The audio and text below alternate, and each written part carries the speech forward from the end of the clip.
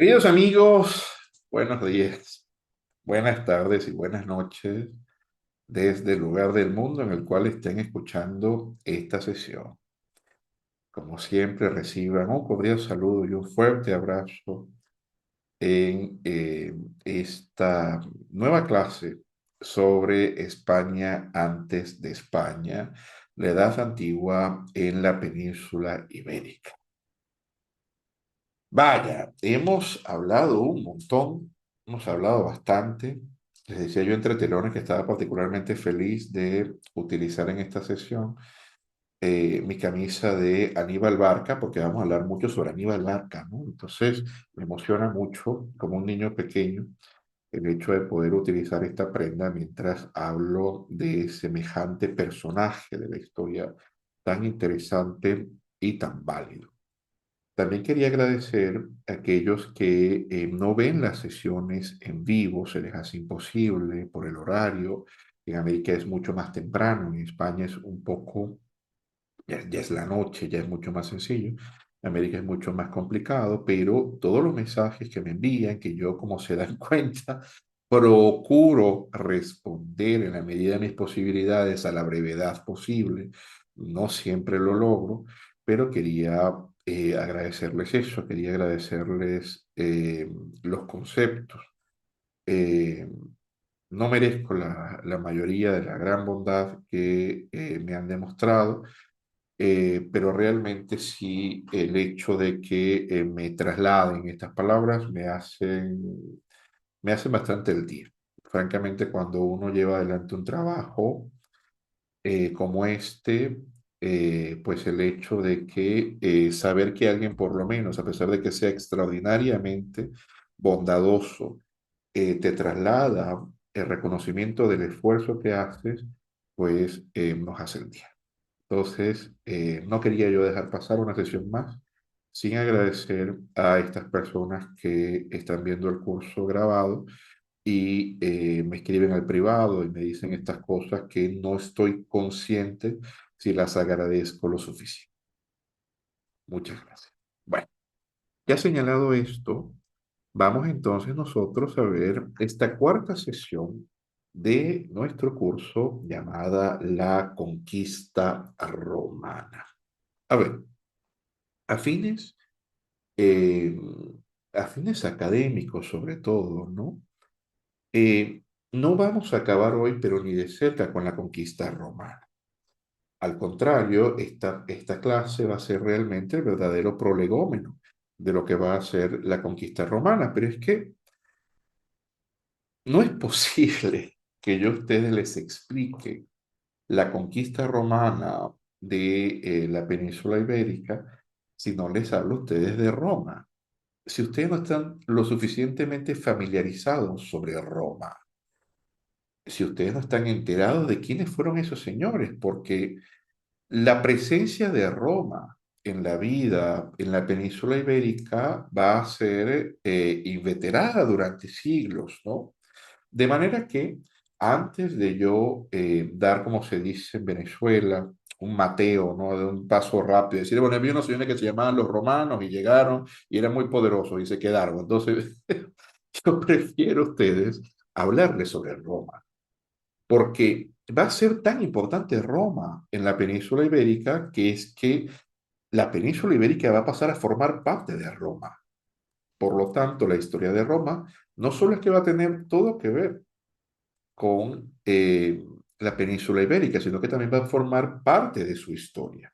Y eso no podía yo dejar de contárselo.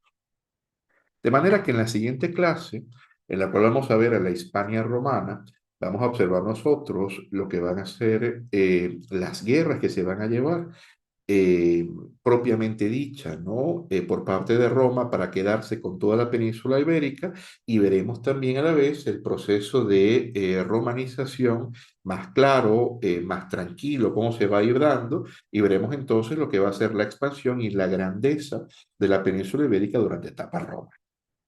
Una vez dicho esto, comenzamos.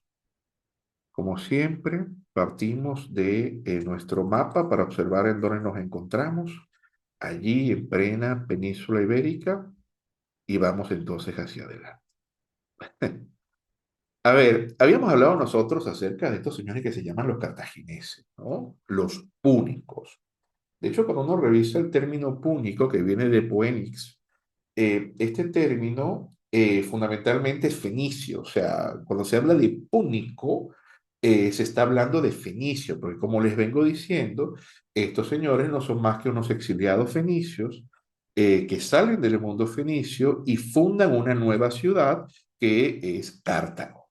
Entonces, Cartago, que fundamentalmente es una nueva ciudad, es de estos exiliados fenicios que no tienen una mentalidad de colonia de una metrópoli, tienen una mentalidad de refundar quiénes son y al tener que adaptarse a aquello que se les presenta, pues entonces van desarrollándose de una manera totalmente autónoma a lo que estaba ocurriendo en el mundo fenicio al punto de que, como hemos observado, el mundo fenicio va a decaer, pero Cartago, al contrario, va entonces a tomar un gran impulso para ser particularmente poderoso.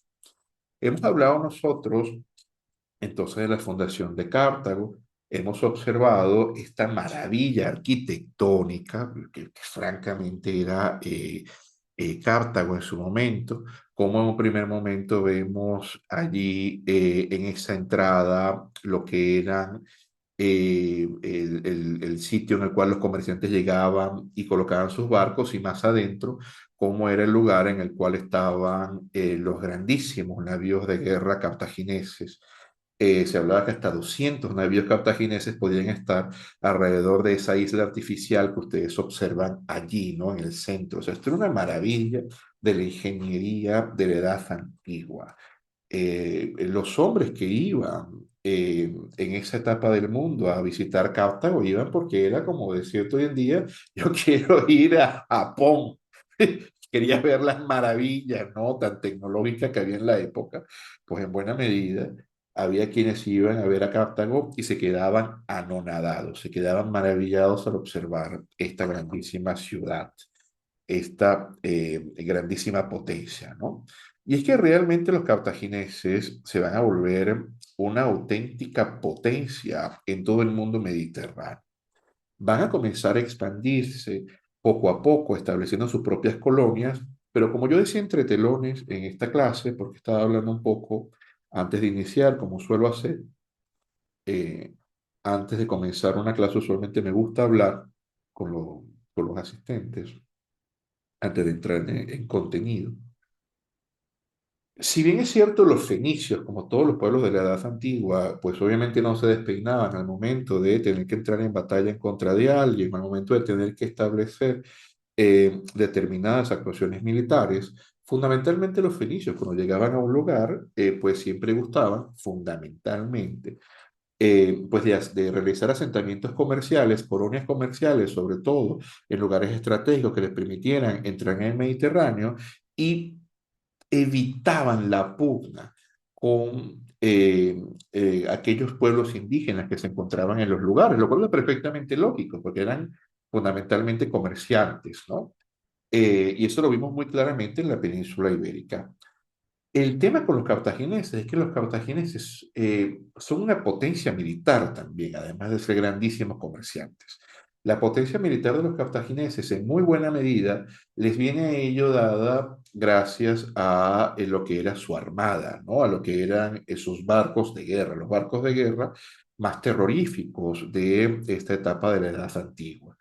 Eh, y bueno, todo ello que hacía que obviamente se quedaran cada vez más con más partes del Mediterráneo y obviamente también una vez que entraban en batalla y observábamos que no eran particularmente de esta clase de tropas que podían tener algún tipo de miedo de entrar en batalla en contra de resto, al contrario, pues solían ser bastante arrojados los púnicos frente a los pueblos a los cuales se enfrentaban. Y si a todo esto le colocamos la caballería númida, pero también colocamos esta clase de armas de guerra, porque realmente un elefante es básicamente un arma de guerra, ¿no? Ustedes imagínense la edad antigua, pueblos que probablemente algunos de ellos nunca habían visto un elefante y de pronto observaban este monstruo gigantesco que se les paraba delante, pues obviamente en cuanto a lo que era el temor en el enemigo existía y si además lo veías embistiendo, pues te imaginarás tú cómo era. Y además de todo esto, además de toda esta sapiencia, porque quiero dejar algo en claro, los cartagineses han sido uno de los pueblos más grandes de la Edad Antigua.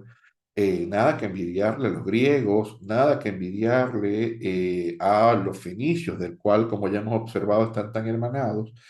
Los cartagineses eran verdaderos genios militares. Es decir, no es que nada haya pasado por casualidad y de pronto los cartagineses, bueno, se fueron los fenicios, entonces quedaron ellos. No, no, no, no. Los cartagineses para poder llegar eh, a establecer esto que vamos a observar aquí, que es el imperio cartaginés, ya en la etapa sobre todo de lo que van a ser las guerras púnicas, lo hacen porque son un pueblo que sabe cómo desarrollarse, lo hacen porque son un pueblo que saben cómo hacer la guerra, cómo hacer la paz. Cuidado, que esto es una categoría histórica un poco complicada, ¿no? O sea, hacer la paz, ser capaz de obtener las mejores condiciones para lograr grandes tratados que te beneficien son una de las cosas que los cartagineses particularmente sabían hacer. Y del mismo modo también los cartagineses sabían cómo establecer grandes alianzas militares en contra de otros pueblos. Entonces los cartagineses, cuidado, no son un pueblo más, son un pueblo poderosísimo, son un pueblo que tiene todo que ver con la península ibérica porque como se van dando cuenta, allí van a ir desarrollándose poco a poco. No solo se van a quedar con las colonias fenicias, sino que también van a ir poco a poco proyectando su influencia, quedándose con el resto de colonias, hasta el punto en que van a fundar, con el paso del tiempo, una nueva ciudad de una nueva ciudad, que es lo que va a ser Cartago Nova.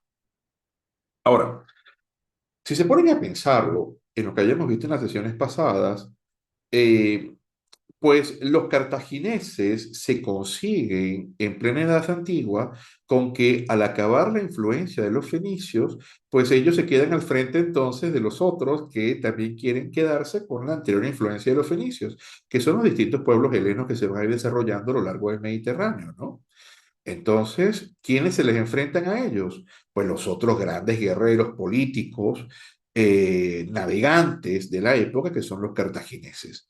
Entonces, observaremos nosotros en todo lo que va a ser el siglo V, el siglo IV antes de Cristo, cualquier cantidad de batallas entre cartagineses y pueblos helenos.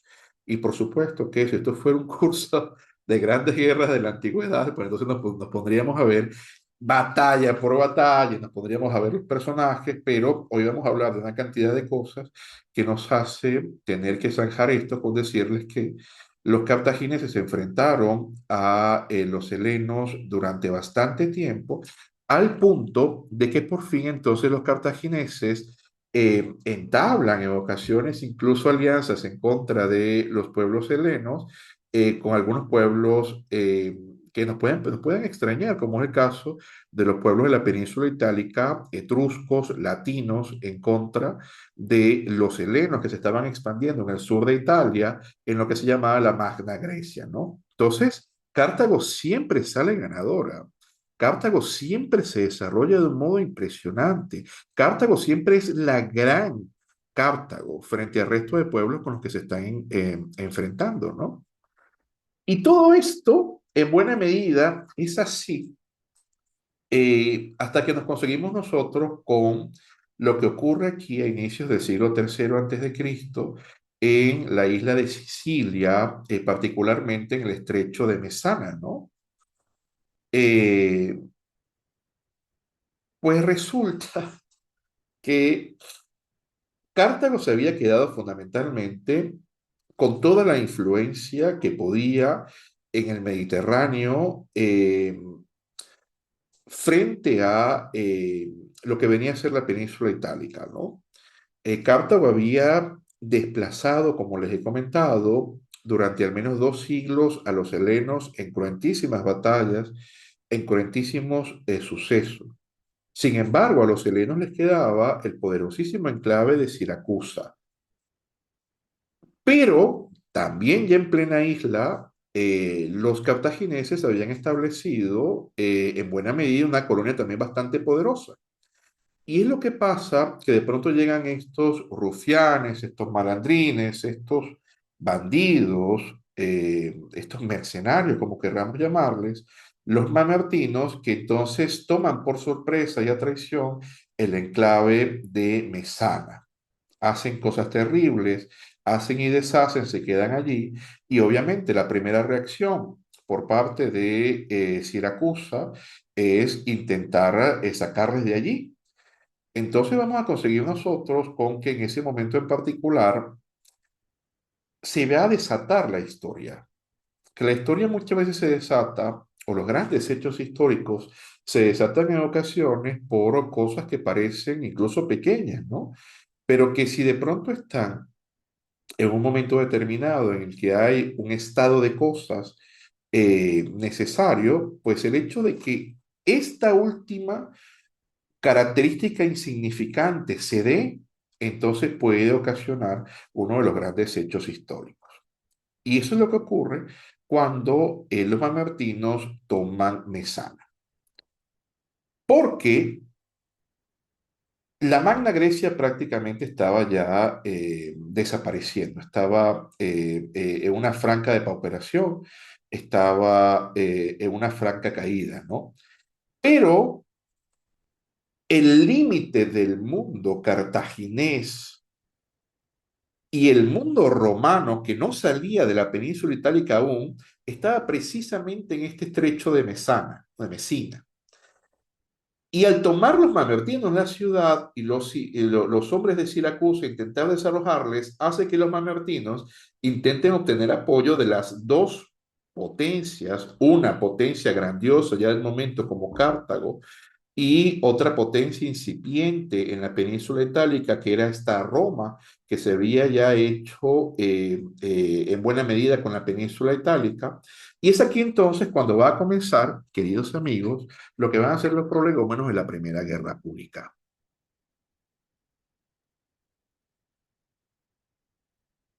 Pero, de nuevo, y aquí nos detenemos, ¿no?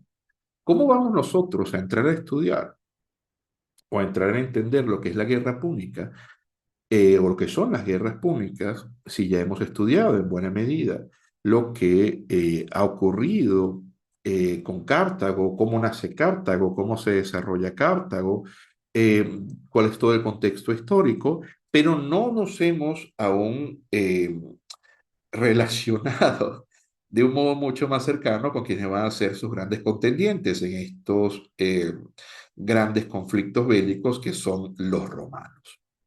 Entonces vamos a pararnos un poco, vamos a detenernos un poco en la narración que estamos llevando adelante, que ya nos había dejado a nosotros a las puertas de la Primera Guerra Púnica, y entonces veamos quién es Roma, quiénes son los romanos y cómo es que de pronto no nos aparecían para nada en el mapa de todo lo que hemos visto hasta ahora y ahora van a tener entonces ellos tantísima importancia.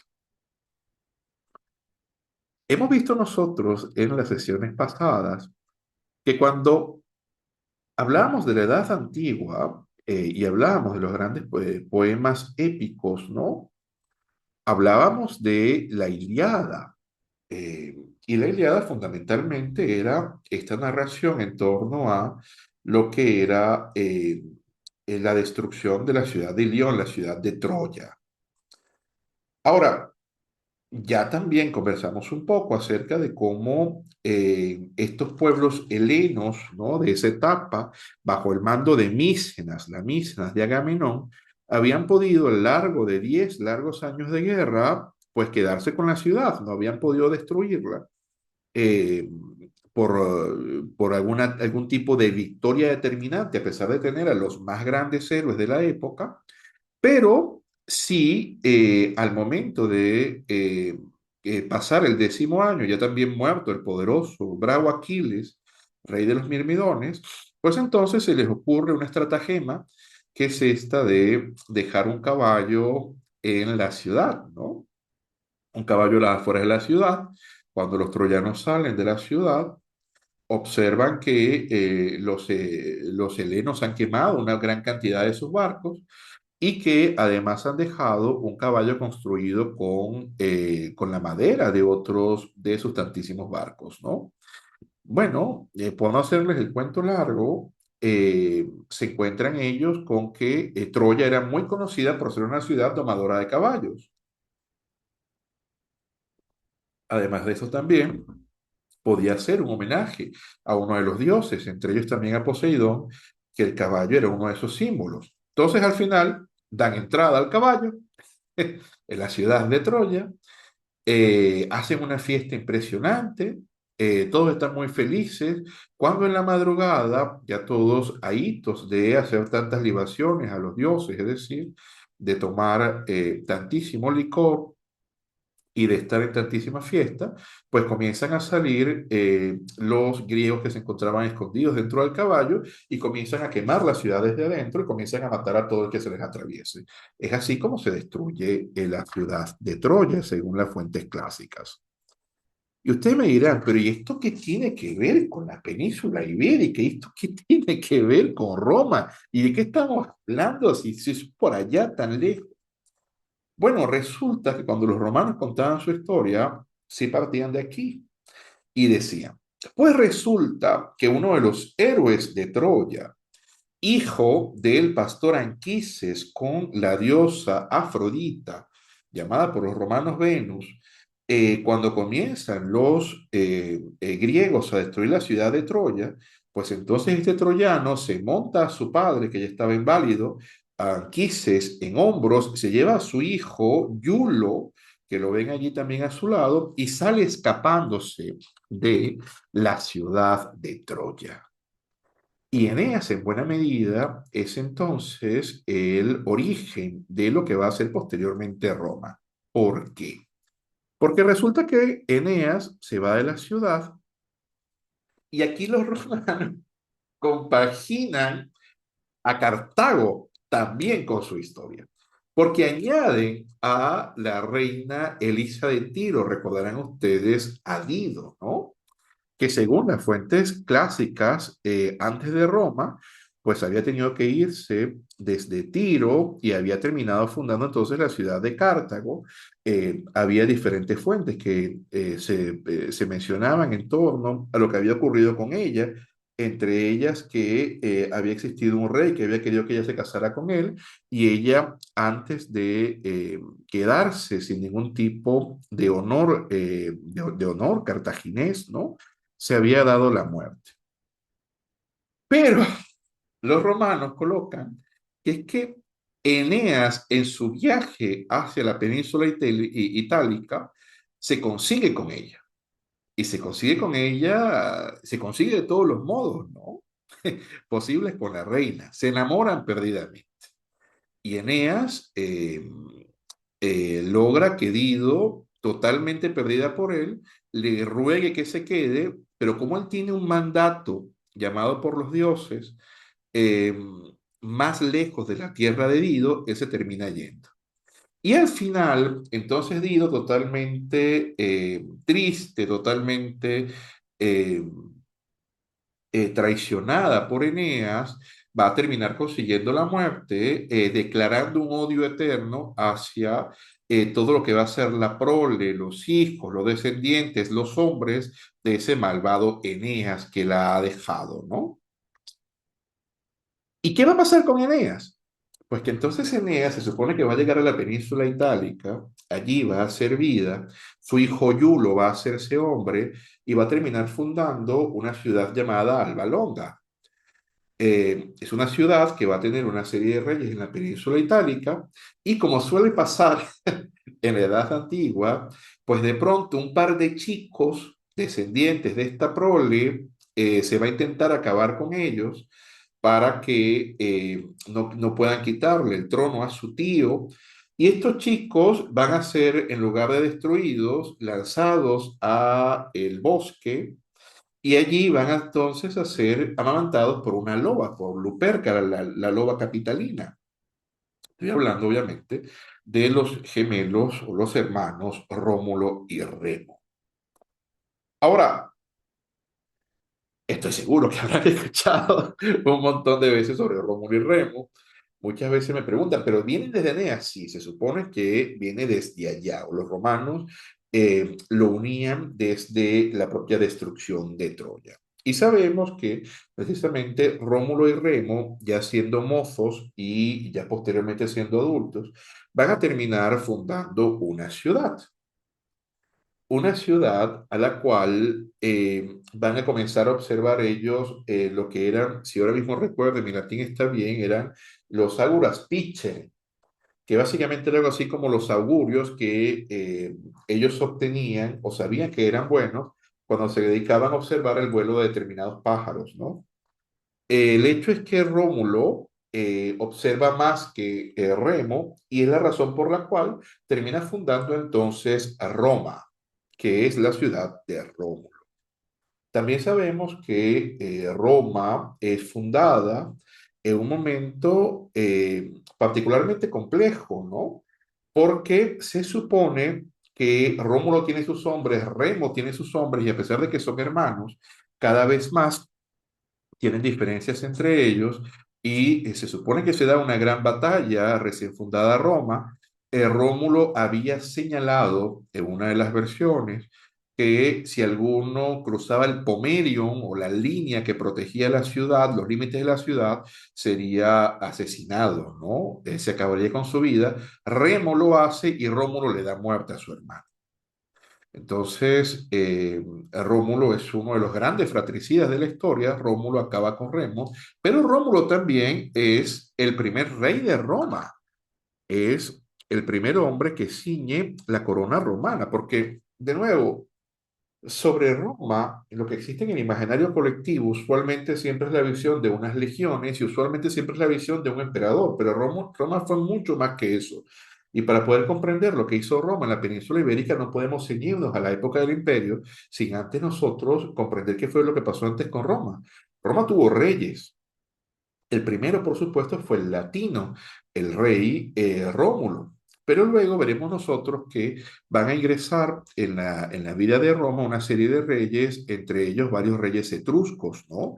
Veremos reyes como Numa Pompilio, como Anquio Marcio, como Servio Tulio, como Tarquino Prisco, y son reyes entonces que con el paso del tiempo van a ir desarrollándose en la península itálica. De hecho, terminan absorbiendo a lo que va a ser la propia ciudad que se supone que era eh, el origen de Roma, Alba Longa. Y se van a ir quedando poco a poco con buenas partes del Lacio. Realmente la historia antigua de Roma es maravillosa. En otro curso tratamos muchísimo sobre la historia de Roma con autores clásicos, pero por desarrollar del modo más sencillo la narración, podemos decirles entonces que en un punto Roma se encuentra con que los reyes habían almacenado un poder despótico que era bastante común en esta etapa y no parecía que existiera algún problema. Pero cuando el hijo del último rey de Roma, el rey Tarquino el Soberbio, cuando su hijo termina quitándole la honradez a una dama romana de alta alcurnia como Lucrecia, y Lucrecia se quita la vida, entonces existe un movimiento en contra de el último rey de Roma, Tarquino el Soberbio, que se encontraba fuera de la ciudad, un movimiento encabezado por Marco Junio Bruto, quédense con ese nombre en la cabeza, y entonces lo que se hace es hacer una guerra en contra del rey, expulsarle de la ciudad y desde ese momento se tendrá una profunda, pero profunda repulsión hacia los reyes. Lo que hacen los romanos es que la figura del rey la dividen en varias magistraturas, como ellos las van a llamar, y ese va a ser el modo en el cual Roma va a crear una res publicae, o una cosa de todos, que es lo que conocemos como la República Romana. Entonces, esta República Romana, una vez que cae el último rey Tarquino el Soberbio, va a establecerse con el poder del rey dividido, ¿no? Es decir, veremos nosotros que tendremos por una parte el pontífice máximo, se suponía que el rey en buena medida era el que tenía el contacto directo con los dioses, ¿no? Era el sumo pontífice, pues tendremos entonces un sumo pontífice. La figura del poder ejecutivo llevado en buena medida la tendremos entonces no en un cónsul que podría almacenar el poder para él solo, sino en dos cónsules.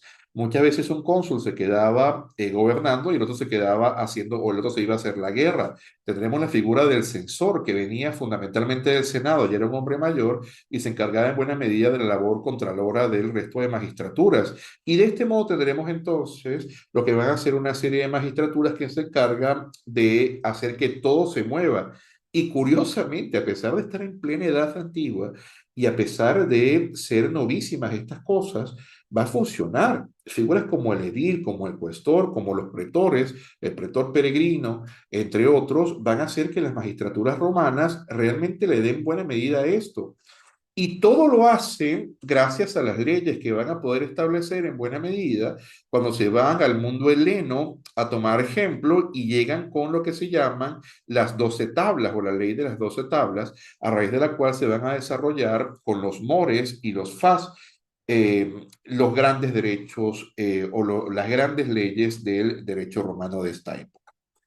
Claro, estoy plenamente convencido que seguramente aquellos que no hayan escuchado de que los romanos en este momento pudieron descentralizar el poder de este modo, crear esta serie de magistraturas que son complejísimas y no tener un poder absoluto, mientras el resto del pueblo, del resto de los pueblos a los cuales se enfrentaban, fundamentalmente tenían la posibilidad de que siempre estaban en guerra y tenían una sola cabeza y por tanto el manejo era más sencillo. Entonces es que se preguntarán, pero ¿y cómo hacían los romanos para tener este tamaño burocrático sin colapsar?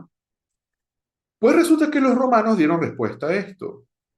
Y ustedes observan allí en la imagen a uno de los grandes romanos de la época, que es Cincinato, un gran dictador romano. Ustedes me dirán a mí, pero que era un dictador. Entonces tenían a una suerte de déspotas ellos comandándolos. Pues no. Los romanos consideraban que la república, es decir, esta cosa de todos en la cual los ciudadanos romanos participaban, y tenían esta tensión con los plebeyos, que la historia entre los plebeyos y los ciudadanos romanos es interesantísima, consideraban que podía moverse, pero si venía determinado momento en el cual existiera algún tipo de complicación, algún tipo de emergencia, el poder no podía mantenerse descentralizado, sino que tenía que colocarse el poder de dictar una serie de actos normativos y dictar una serie de actos que para ello tenía que estar facultado con un imperium, un mando de tropa sin ningún tipo de límite, ¿no? Y la razón por la cual entonces ellos crean la figura del dictador. El dictador era aquel hombre que tomaba estos poderes normativos y estos poderes militares en un momento determinado de particular emergencia para Roma a fin de salvar la república. Usualmente la dictadura era un cargo, usualmente no, la dictadura era un cargo en principio temporal, solamente por 6 meses se le daba a un hombre tantísimo poder, porque precisamente, de nuevo, se tenía mucho miedo a los reyes, no se quería otra vez llegar a una etapa de reyes. Y los romanos le permitían a este hombre designar un magister equitum, que era el jefe de la caballería que iba a desplegar a tales efectos, y una vez que este hombre resolvía el conflicto, tenía que entregar el poder. Y así por lo menos ocurrió con ese que ustedes están viendo allí, con Cincinato. Cincinato termina resolviendo el conflicto y independientemente de todo lo interesante que es la historia de Cincinato, el punto es que Cincinato entrega el poder una vez que se acaba. Eso es un dictador. Yo sé que hoy en día ustedes están muy acostumbrados a cualquier sátrapa, a cualquier déspota, a cualquier tirano, a cualquier bandido, a cualquier bravucón que toma un poder y se roba unas elecciones en un país. Ustedes le dicen dictador, y, un dictador, un dictador. Un romano le diría a usted, eso no es un dictador, tirano, es un sátrapa, es un déspota. Eso no es un dictador. Un dictador más bien es una figura que salva la república, impide el poder absoluto impide la destrucción de la república gracias a tomar el poder y devolverlo. Y eso era para los romanos. Entonces dense cuenta que los romanos ya nos están gustando porque vemos que se están enfrentando a pueblos impresionantes en la Edad Antigua, pero es que ellos también ya están consiguiendo una serie de circunstancias en torno a lo que es su desarrollo en el mundo, que son particularmente sorprendentes y que no le deben en lo absoluto nada al resto, ¿no? Entonces, Roma va paso a paso expandiéndose por la península itálica. Establece una serie de guerras frente a las ciudades de Lacio y se sigue desarrollando. Algunas son menos complicadas que otras, otras son mucho más difíciles. Vemos cómo se narran muchas de ellas con particular profusión y detalle por parte de historiadores como Polibio, pero en buena medida lo que podemos observar nosotros entonces es que Roma se va a ir quedando con la península itálica. De nuevo, perdón,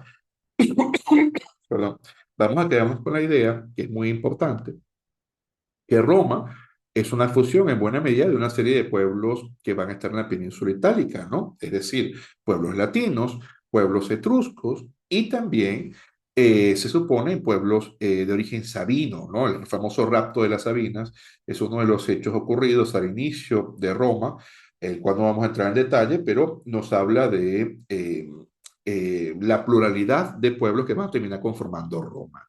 Entonces, una vez que Roma existe como unidad, pasa de monarquía a república, en vez de estancarse en conflictos intestinos, esta Roma, en vez de estancarse en problemas burocráticos, veremos que más bien se potencia de un modo impresionante frente a los pueblos que se le van colocando al frente, ¿no?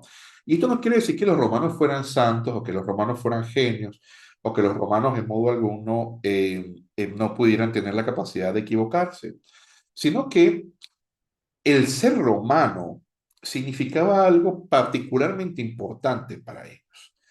Cuando los romanos podían tomar la toga viril, ¿no? Una vez que ya se hacían hombres, y entonces iban a desarrollar el servicio militar y comenzaban entonces con las magistraturas, lo que llamaban el cursus honorum.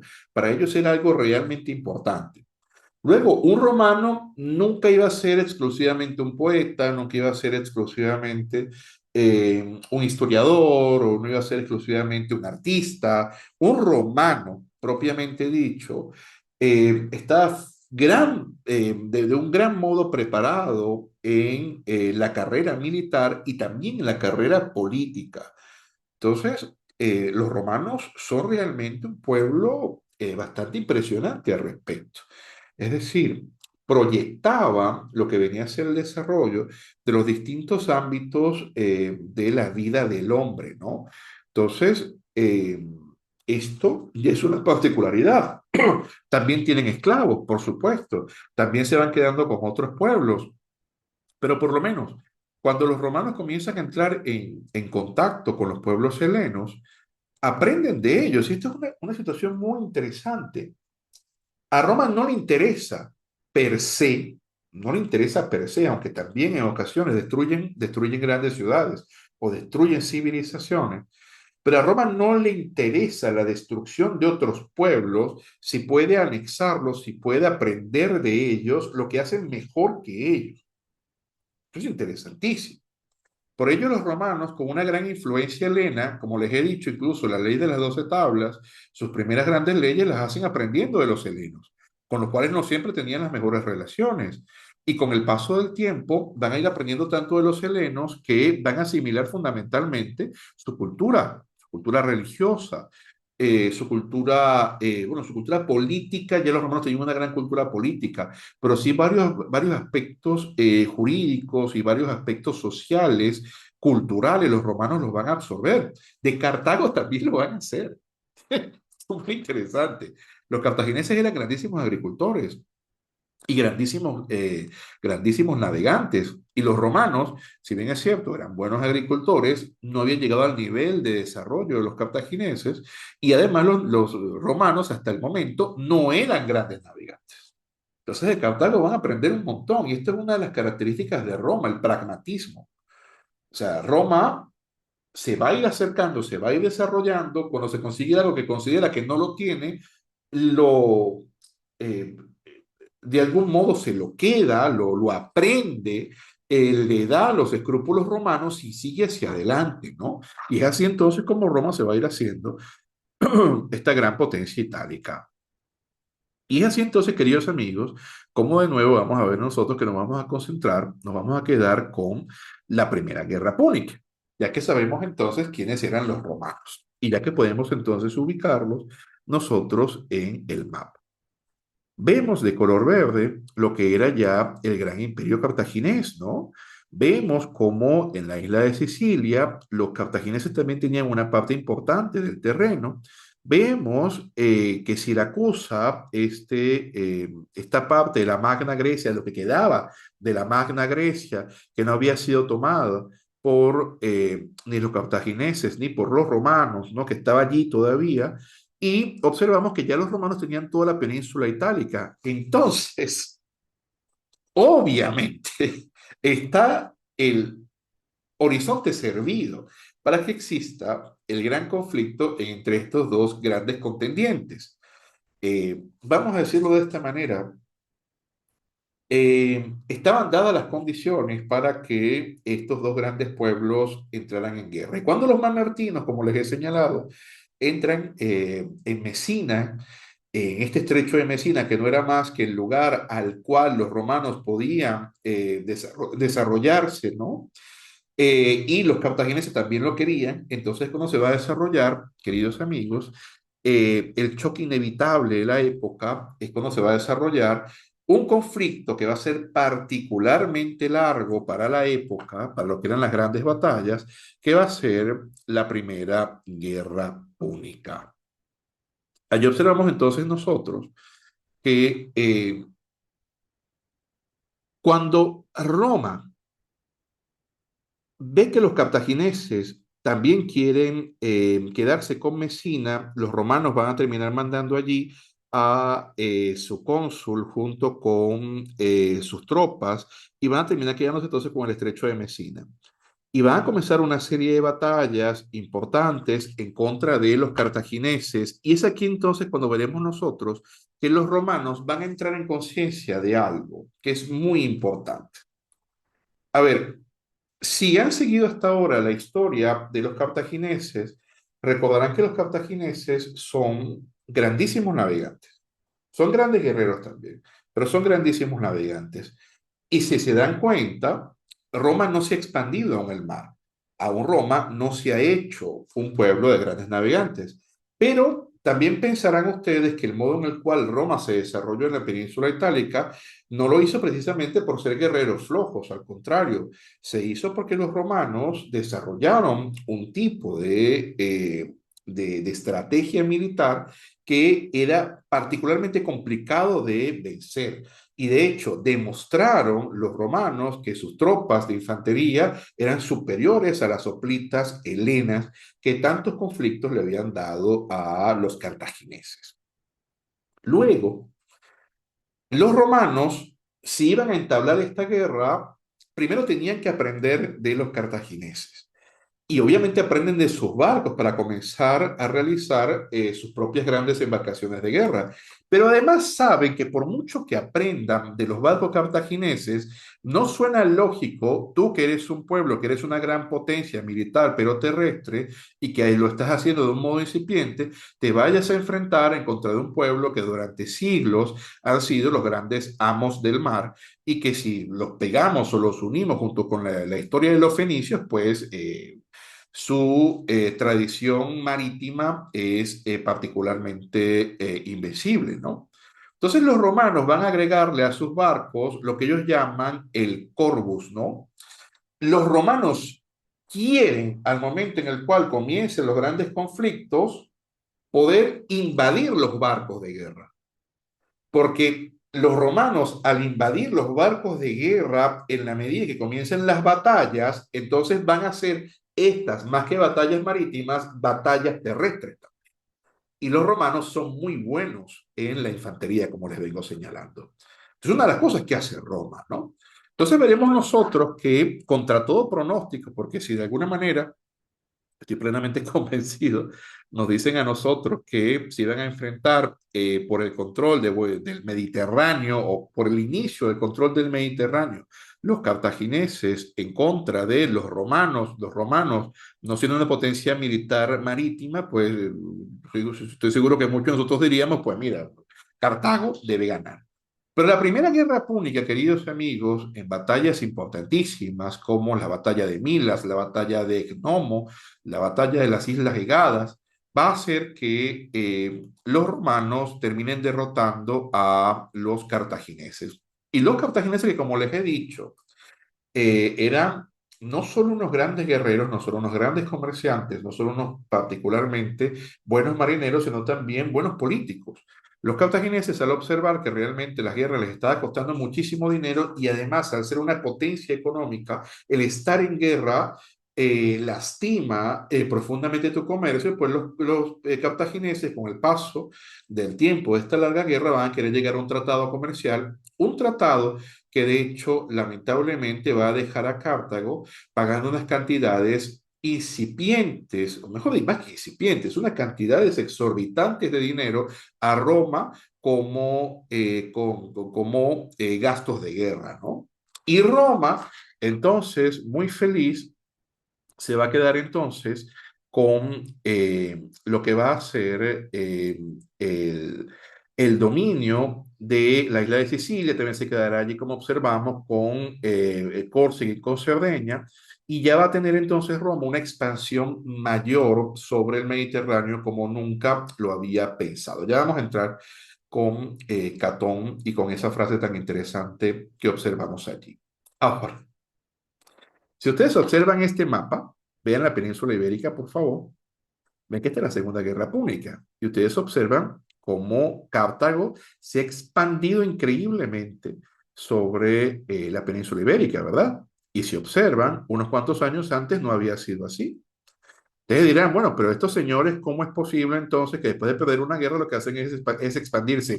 Pues claro que tenían que expandirse, tenían que pagar mucho dinero. ¿Y de dónde lo iban a sacar? Pues tenían que buscarlo. Y ese dinero, queridos amigos, va a salir de aquí, de la península ibérica. Es de aquí de donde van a comenzar entonces a extraer grandísimas cantidades y también, por supuesto, los cartagineses a cada vez más adentrarse en territorio peninsular. Pero lo que pasa con las guerras, y con esta clase de guerras en particular, en la cual a una potencia poderosa se le hace pagar una gran retribución económica, es que usualmente no se quedan contentos. Yo sé que estarán pensando seguramente en otro conflicto mucho más cercano a nosotros, en el cual a una potencia bélica importante le hicieron por un tratado pagar una retribución económica importante y lo que ocurrió al cabo de unos pocos años es que, bueno, la potencia se rearmó y se armó otra guerra más terrible. Bueno, eso no solamente pasa en el siglo XX, sino que también ocurre en la Edad Antigua.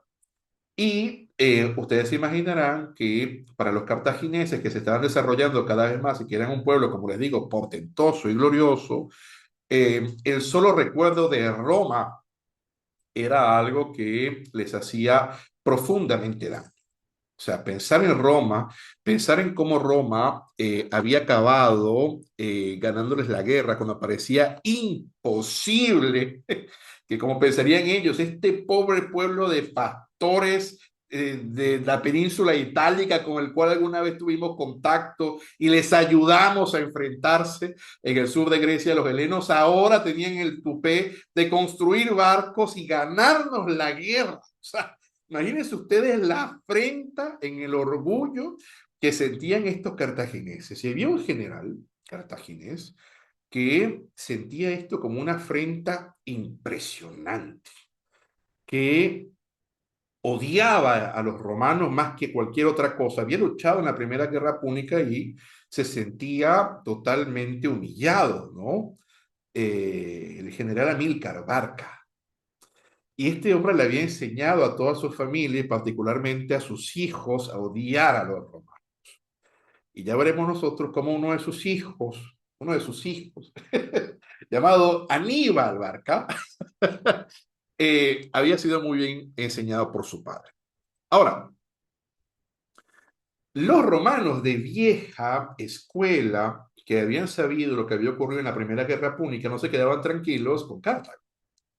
Porque como nos hemos dado cuenta en este mapa que les he mostrado, no es que Cartago perdió la guerra y se acabó Cartago. Al contrario, Cartago perdió la guerra, perdió unas posesiones frente a la península itálica, pero Cartago se hizo más grande aún.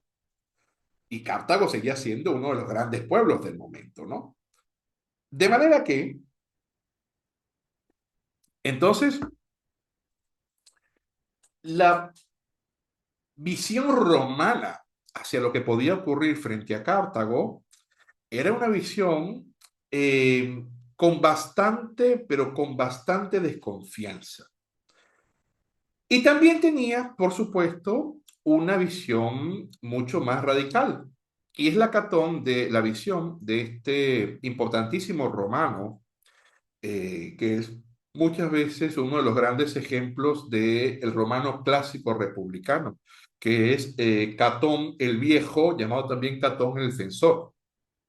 Catón se supone que visitó Cartago.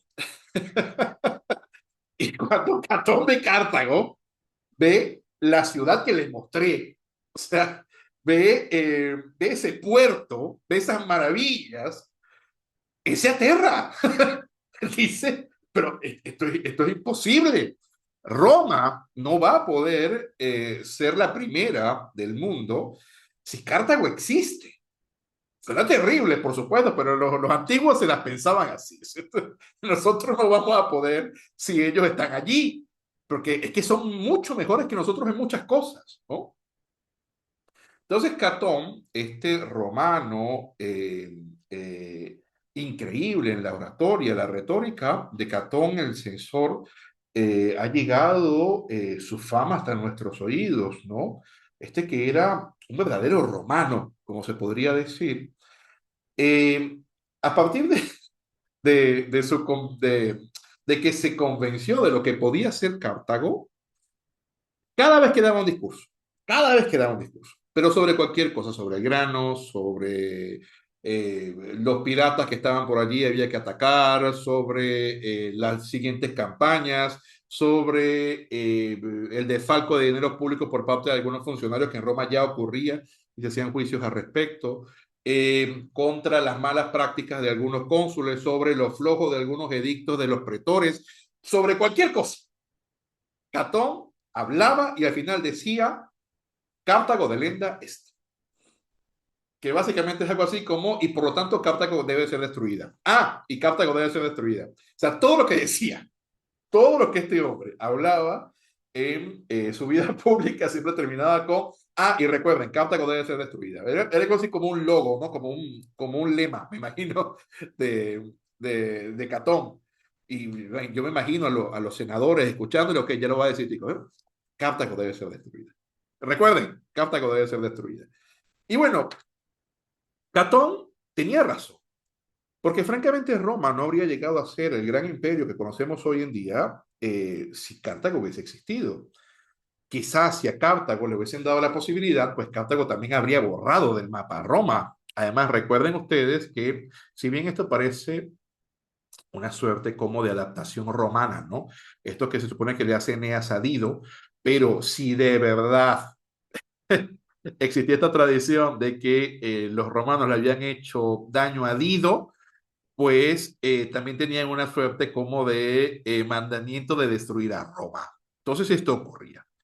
Y es así, queridos amigos, entonces, cuando veremos nosotros que se va a dar la Segunda Guerra. A ver, ¿qué ocurrió? ¿Qué ocurrió entre telones? ¿Qué era lo que pasaba, no? A pesar de que, como les vengo señalando, existía el pensamiento por parte de Roma de acabar con Cartago y también existía un odio inexpugnable de los cartagineses en contra de Roma, pues eran pueblos prósperos y las guerras que tenían que tener constantemente en contra de otros pueblos más chicos o en contra de algún déspota que se desperezara por allí o en contra de los romanos, en contra de los que se iban consiguiendo por el norte. O los cartagineses en contra de aquellos que se iban consiguiendo en el sur, etcétera. Pues el caso es que para ellos era mejor no entrar en guerra por lo que había ocurrido después de la Primera Guerra Púnica. Eso es algo que se les había quedado en la cabeza, ¿no? Y es así incluso que observamos nosotros que cuando los romanos consideran que los cartagineses se están expandiendo demasiado en la península ibérica y por tanto los romanos ya comienzan a pensar, si estos señores se siguen expandiendo así por la península ibérica, pues en nada van a cruzar los Pirineos y a lo mejor se hacen amigos de los galos y atacan Roma. Y ya existía una tradición según la cual alguna vez los galos habían entrado a Roma. O sea, entonces para los romanos el tema de los galos era un tema complicado. Entonces llega a lo que se llama el Tratado del Ebro. Este tratado, que celebran en el año 226 a.C., fundamentalmente hacía que el límite de Cartago se quedara en el Ebro, ¿no? Pero, bueno, ustedes se imaginarán, ¿no? Resulta que ese muchachito que había sido criado para que odiara a Roma por parte de su padre, Amílcar Barca, eh, cuando por fin puede tener el poder, el mando, pues no le importa absolutamente ningún tratado del Ebro, ¿no? No le importa en lo absoluto que ninguna Sagunto sea aliada de Roma. Y entonces, una vez que se quiebra, se rompe, se viola el Tratado del Ebro, tendremos entonces nosotros lo que va a ser la Segunda Guerra Púnica. Ahora, la Guerra Púnica, la Segunda Guerra Púnica, es una de las guerras más impresionantes que existen en la Edad Antigua. Francamente, es una de las guerras más increíbles. Y en buena medida es una de las guerras más increíbles porque este señor, Aníbal Barca, es el principal artífice.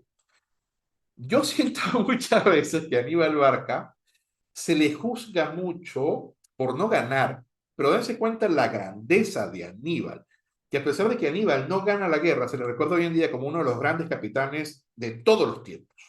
De hecho, se estudia aún hoy en día sus estrategias militares en las academias militares del mundo. Entonces no estamos hablando de cualquier hombre.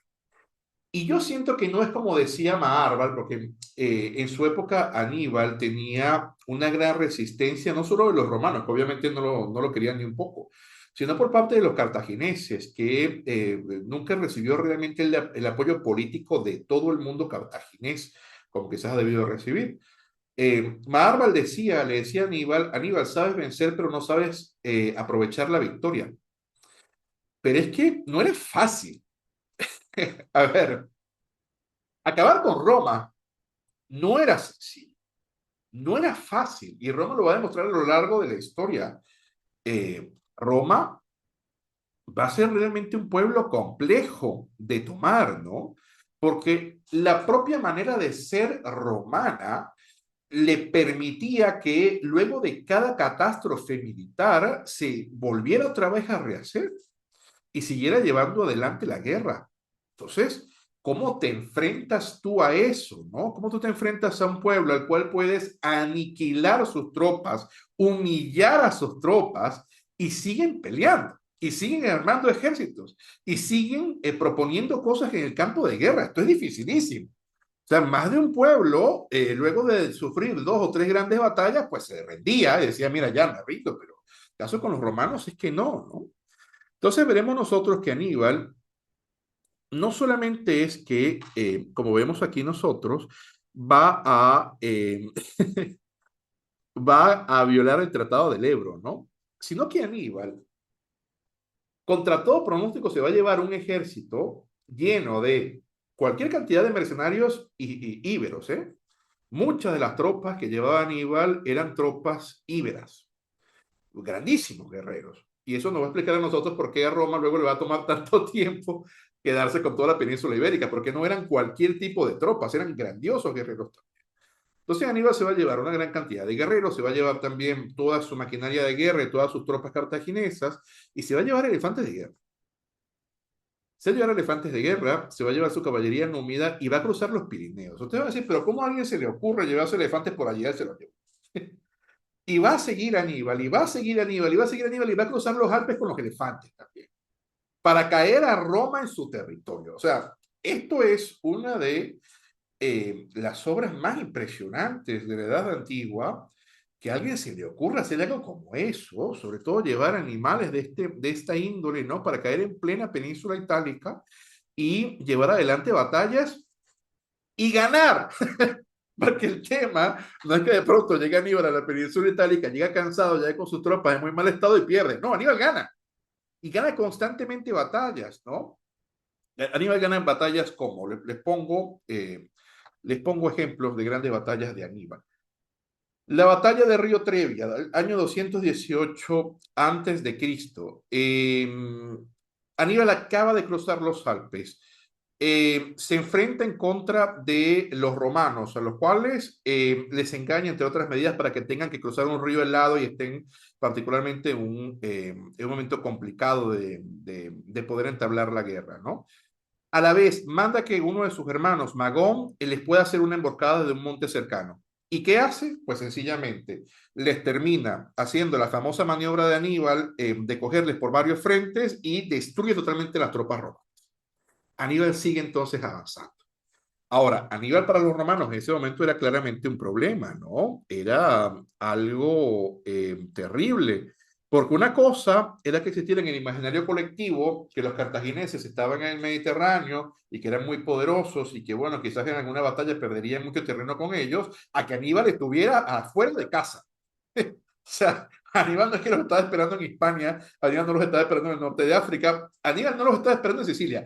Aníbal a Porta, Aníbal estaba cerca de las puertas, o Aníbal estaba en las puertas. Entonces, se imaginarán ustedes los romanos constantemente armando grandes ejércitos para poder enfrentarse en contra de Aníbal, y entonces así vemos entonces al año siguiente la batalla del lago Trasímeno, 217 a.C., ¿no? Observamos nosotros que mandan al cónsul Flaminio para que ataque a Aníbal con una fuerza particularmente complicada, ¿no? Entonces, ¿qué hace Aníbal? Pues les realiza eh, eh, una emboscada en un paso estrecho de un desfiladero junto al lado con el cual se enfrenta.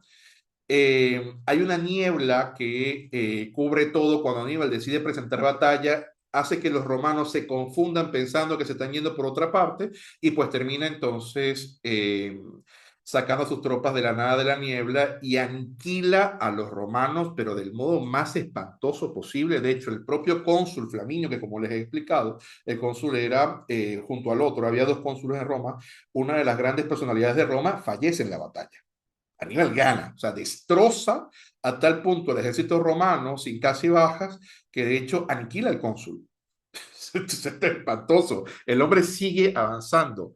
Aníbal sigue cada vez más cerca de Roma y los romanos están aterrados. Este hombre va a terminar entrando a Roma y es cuando se da entonces la grandiosa batalla de Canas. Es una de las grandes batallas de todos los tiempos porque no solamente es el ejército al cual se enfrenta Aníbal, Aníbal se enfrenta a tropas increíbles también. O sea, Roma tenía tropas entrenadas, no es que se está enfrentando en contra de millares de súbditos persas, como ocurría en algún punto en las guerras médicas, que te enfrentabas de verdad contra, no lo sé, 100.000 hombres, pero eran un montón de esclavos. Entonces, bueno, son 100.000, pero son esclavos con muy mala educación militar. No, Aníbal se está enfrentando en contra de militares hechos, o sea, se está enfrentando en contra de tropas que saben la guerra, que saben el oficio, se está enfrentando en contra de comandantes que también lo saben, pero no lo saben como él. El tema es que Aníbal era un táctico de primera, ¿no? Y los romanos le plantan enfrente, luego de esas dos terribles derrotas y en general de las derrotas que estaban sufriendo en contra de Aníbal, le plantan 80.000 hombres a Aníbal delante. Aníbal tiene muchos menos, pero Aníbal hace una táctica bastante rara, ¿no? O sea, bueno, bastante, bueno, hace una táctica ya. Aníbal les coloca a ellos una línea de arco convexo, haciendo que los romanos crean que están ganando porque son más fuertes que los cartagineses a los cuales se están enfrentando y son más. Entonces se están metiendo cada vez más, los están arrollando, los cartagineses van cada vez más retrocediendo, pero lo que no se están dando cuenta los romanos es que se están metiendo básicamente un saco que les está haciendo Aníbal. Cuando ya las tropas romanas no pueden evitarlo, entonces van a ver que Aníbal les ha embolsado, efectivamente. Aníbal les tiene metido en un saco y entonces ordena que se carguen contra de la retaguardia con la poderosa caballería númida que acababa de acabar con la caballería romana. ¿Qué pasa? Pues Aníbal aniquila prácticamente al ejército romano. O sea, es que, vaya, ¿no? No es que Roma no lo estuviera intentando, Roma lo estaba intentando. Roma le estaba planteando cada vez mayor cara a Aníbal, pero el hecho está en que Aníbal era muy grande. Y los romanos se dan cuenta entonces que Aníbal tiene que ser derrotado de otro modo. Va a ser difícil poder derrotar a Aníbal en campo abierto. Y es que parece que Aníbal lo que quiere es aniquilarles en campo abierto. Claro que sí. Aníbal quería luchar, porque Aníbal sabía que no le iban a ganar. Aníbal sabía que no solamente es que llevaba en la inventiva, sino que no había un general táctico de su tamaño en ese momento. Pero Aníbal no quería entrar a Roma y la gente le decía, pero ¿por qué no entras a Roma? Porque, a ver, vamos a observar esto. Ya cuando Aníbal acaba con la batalla de Canas, parece que no hay un límite para que Aníbal termine entrando a Roma. De hecho, se supone que Aníbal está acampando fuera de Roma. O sea, ¿qué hacemos? Roma era una urbe fortificada muy poderosa. Cuidado, no estamos hablando de que Roma era una choza, entonces, bueno, chicos, le ganamos, lo derrotamos y entramos a la ciudad. No, no, no, no. Roma era una de las ciudades fortificadas más imponentes de ese momento. Y Aníbal no tenía armas de asedio. Sí, sí, se le olvidó. O sea, cuando cruzó los Alpes, lo habrá dejado en algún punto, o lo habrá dejado, no lo sé, en algún lugar, ¿no? Pero armas de asedio no tenía. ¿A qué estaba jugando Aníbal? Aníbal estaba jugando a que él aniquilaba a los romanos y esto iba a hacer que las diferentes ciudades que habían sido anexadas con el paso de los siglos a Roma en la península itálica, pues se iban a unir, como Capua por lo menos que se había unido. Se iban a unir, entonces iba a poder atacarlos contra todos ellos, acabar con los suministros de Roma y Roma iba a terminar pidiendo piedad. Pero los romanos no se rinden. Al contrario, los romanos no se rinden y mucho menos van a rendir a Roma. Entonces, cuando se dan cuenta que Aníbal no va a entrar a Roma, porque no lo va a lograr, no tiene armas de asedio, no tiene las tropas suficientes, tiene un ejército particularmente desgastado, sí, desgastado de aniquilarlos y de matarles, pero están cansados, o sea, vamos, sí, como ustedes quieran, pero están cansados. No es el ejército con el cual él llegó, está bastante diezmado, ha perdido muchísimas tropas, muchísimas unidades, ha perdido elefantes de guerra, o sea, no es el mismo Aníbal que está llegando. Entonces los romanos se dan cuenta que tienen que hacerle lo mismo a Aníbal.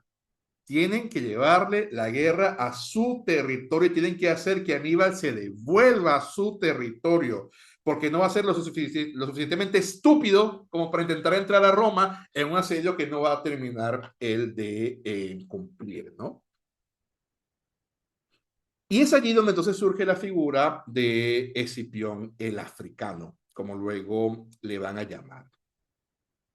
Escipión, que ha visto morir a su padre y a su tío en plena guerra púnica, va a ser enviado a combatir a Aníbal. Y Escipión Esto suele pasar, ¿eh?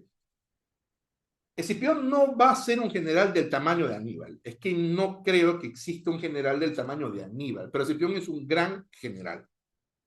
Y es un gran general que va a saber cómo aprovechar las ventajas, y Roma, aunque parezca curioso, tenía muchas más ventajas que las que tenía Cartago en este conflicto. Es entonces como veremos nosotros que la llave para derrotar a Aníbal estaba precisamente en la península ibérica. Tenía que comenzar a atacarle por allí. Y así entonces veremos nosotros que es un ataque totalmente sorpresa, porque tú no te vas a esperar que mientras este señor te ha cruzado los Alpes y te está atacando y te está aniquilando, te está machacando a las tropas romanas van a ir a la península ibérica a tomar Cartago. No, es que es una genialidad, o sea, parece algo suicida, ¿no? O sea, en lugar de mandarle a Aníbal más tropas para que las machaque, saca las tropas de allí y las mandas donde no las están esperando y acabas con los suministros que le están llegando a Aníbal desde Cartago. ¡Boom! Roma está demostrando por qué es Roma. Entonces veremos nosotros que Escipión el africano logra aprovechar la bajamar en el año 209 a.C., toma la ciudad de Cartago Nova, actualmente Cartagena en Murcia, aquí en España, por sorpresa, y obtiene entonces el gran punto estratégico de la península ibérica, la perla de la cual Aníbal dependía totalmente. Entonces Aníbal hace varias cosas, ¿no? Aníbal, Escipión hace varias cosas. Era perfectamente normal en esa época que para poder obtener el apoyo de los caudillos íberos, pues tú secuestraras a su familia. Secuestrabas a su familia y decías, si no me apoyas, pues tu familia no la va a contar. Entonces tú me tienes que apoyar. Es una cuestión que hicieron los cartagineses y que también hicieron los romanos. Entonces, Escipión se vale de esto para poder obtener el apoyo de los íberos, de los pueblos íberos circundantes a Cartago Nova, ¿no? De hecho, en ocasiones observamos que incluso Escipión va a parecer una especie como de libertador para algunos de estos pueblos porque les entrega prisioneros. Le dice, bueno, yo le voy a devolver a ustedes a los cuales Aníbal apresó. Entonces esto hace que estos pueblos se rebelen en contra de Aníbal, se rebelen en contra de la presencia de Cartago.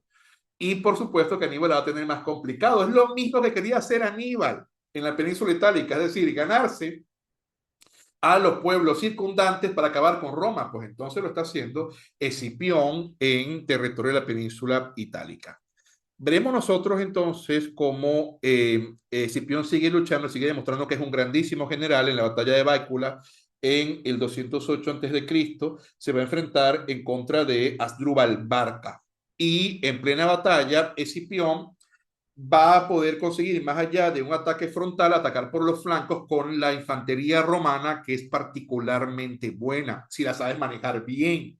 Claro, bueno, esto ocurre mucho, ¿no? A ver, la infantería romana, que es luego la que veremos nosotros en las diferentes etapas de la República Romana, sobre todo con las reformas de Cayo Mario, que nombraremos un poco más adelante, que va a ser la que va a utilizar fundamentalmente su formación en testudo. Cuando iban de frente era muy complicado atacarles. Yo hace unos días les envié por WhatsApp y por Telegram una foto que me hice con una Gladius hispaniensis, ¿no? Que era una adaptación de la Gladius romana que hicieron los romanos cuando llegaron a la península ibérica y vieron el modo tan rápido con el cual poder atacar y matar por en sí, bajando un poco el escudo. Era mucho más rápido, por eso hacen esa adaptación.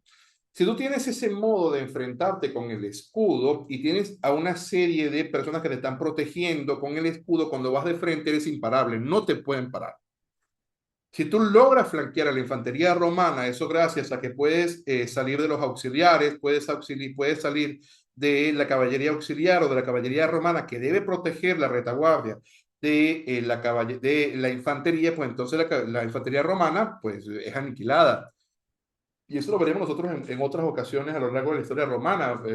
Por lo menos veremos cómo unidades claramente inferiores al momento de poder flanquear a la infantería o hacer que la infantería entre a un lugar en el cual no puedan ejercer su formación clásica, pues le aniquilan. Es lo que básicamente pasa también en los bosques de Teutoburgo, que esto no es en las guerras púnicas, es muy posterior, pero veremos cómo los germanos particularmente acaban gracias a esto, a que si tú logras flanquearlos, logras desordenarles, pues les aniquilas. Pero si van de frente, con un general que sepa mantenerles de frente, que sepa hacer que no sean flanqueados, los romanos eran imparables. No había manera de parar a la infantería romana, y ya esto lo habían demostrado ellos en la Primera Guerra Púnica. Entonces, en la batalla de Bécula, nuevamente, Escipión el Africano logra derrotar a los cartagineses en territorio hispano. Logra hacer que Asdrúbal Barca deba salir espantado, deba salir derrotado y lamentablemente para los cartagineses la cosa cada vez se volvía más complicada porque no solamente era que habían tomado Cartago, estaban perdiendo cada vez más batallas militares. Y así entonces, como veríamos que se va a terminar dando, o Escipión el Africano va a terminar llevando adelante la batalla de Ilipa en el 206 a.C., se va a enfrentar a los dos hermanos de Aníbal, Asdrúbal y Amagón, y entonces, de nuevo, Escipión, gran general, les va a sorprender, les va a dar un ataque sorpresa en pleno amanecer, eh, va a colocar una posición disímil de la que usualmente utilizaba en batalla el ejército romano, modificando el lugar de la infantería y de la caballería frente a las tropas cartaginesas y de nuevo les va a aniquilar. Entonces, queridos amigos, eso va a hacer que cada vez más la cosa esté más complicada en el territorio de Aníbal.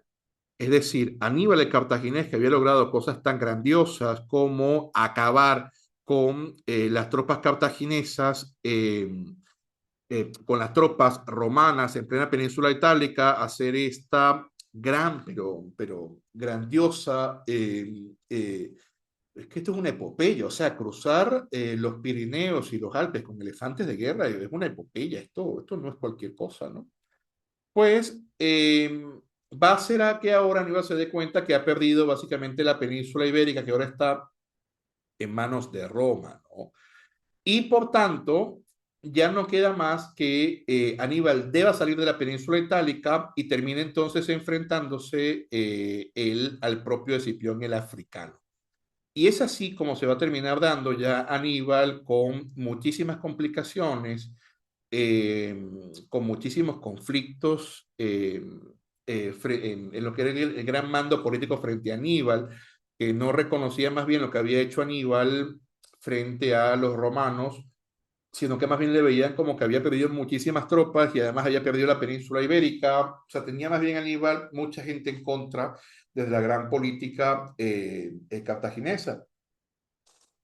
Por su parte, los romanos que habían sido aniquilados, pero que su lema era luchar hasta el final, hasta el último hombre, estaban cada vez más fuertes. Y además ahora, este jovencito Escipión el africano había conseguido hacer que Roma tomara entonces la delantera. Y es allí entonces como veremos nosotros que se va a dar la gran batalla de Zama, ¿no? Entre Aníbal, el africano, y Escipión, Aníbal Barca y Escipión, el africano. A ver, estaba debilitado, sus fuerzas eran distintas, pero era Aníbal. Es que, a ver, no lo sé, ponlo como lo pongas, ¿no? Yo creo que es como cuando veremos más adelante que César se va a enfrentar en contra de Pompeyo en Farsalia. Mira, podía ser cualquier cosa, pero Pompeyo era Pompeyo. Eh, no era cualquier cosa, no lo sé, es como ya un poco más, y esto lo hablamos un poco entre telones también, es cuando Napoleón se va a batir en Waterloo, ¿no? eh, ponlo como lo pongas, está debilitado, es diferente, pero es Napoleón, o sea, este es Aníbal. Y bueno, a pesar de que es Aníbal, Escipión el africano logra pensar cómo derrotarle, ¿no? En un primer momento, eh, hace que los elefantes no tengan el efecto que esperaba Aníbal el cartaginés. Es decir, abre corredores para que los elefantes no machaquen a su infantería, así que los elefantes logren pasar en una embestida sin aniquilar y sin atemorizar a las tropas. Luego, si ya los elefantes no son una variable importante en la guerra, entonces ya no es el mismo ejército, ya no es las mismas consecuencias de enfrentarte en contra de Aníbal, ¿no? Además también Escipión el africano logra a su vez atacar a la poderosa caballería de Aníbal por la retaguardia y les logra derrotar, ¿no?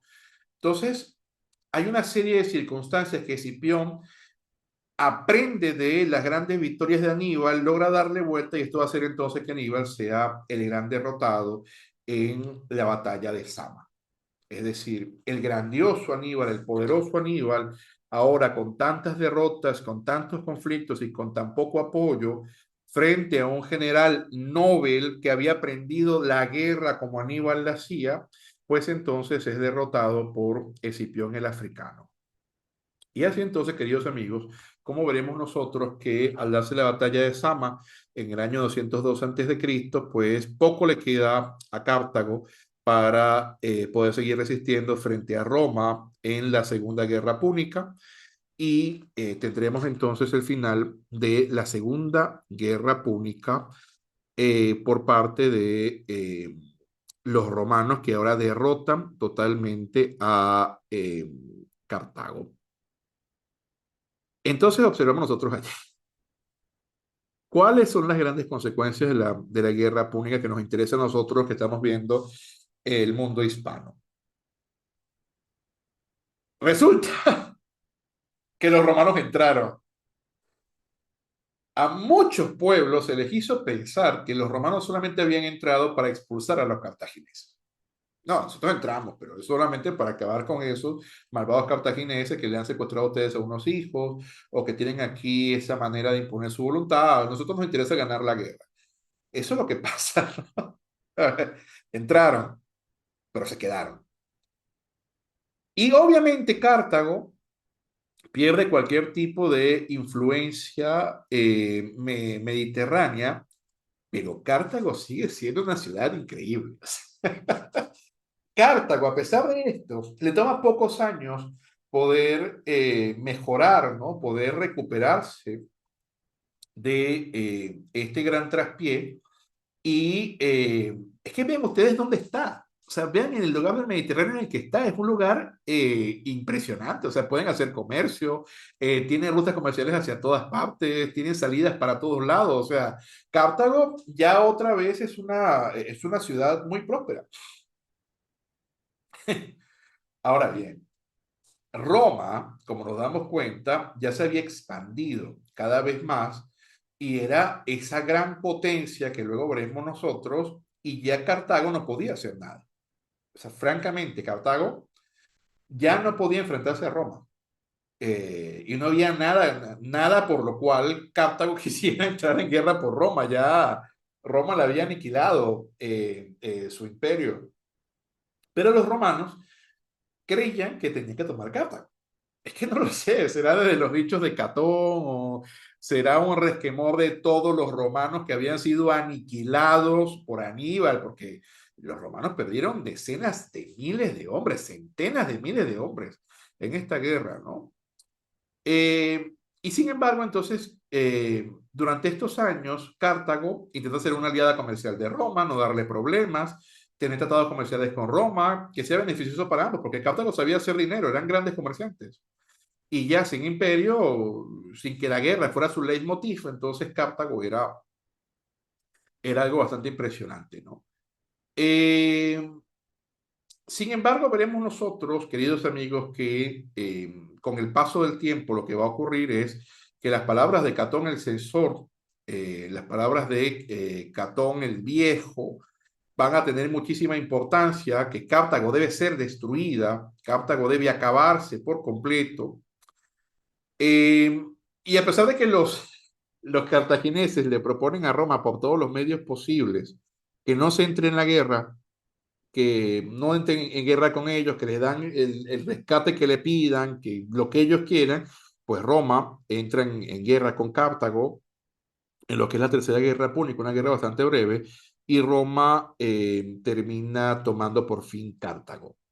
En el año 146 antes de Cristo, lo hace de hecho un familiar, un descendiente por vía adoptiva de Escipión el africano, lo hace Escipión Emiliano. Ahora, las fuentes clásicas nos suelen decir, bueno, las fuentes clásicas no son fuentes clásicas.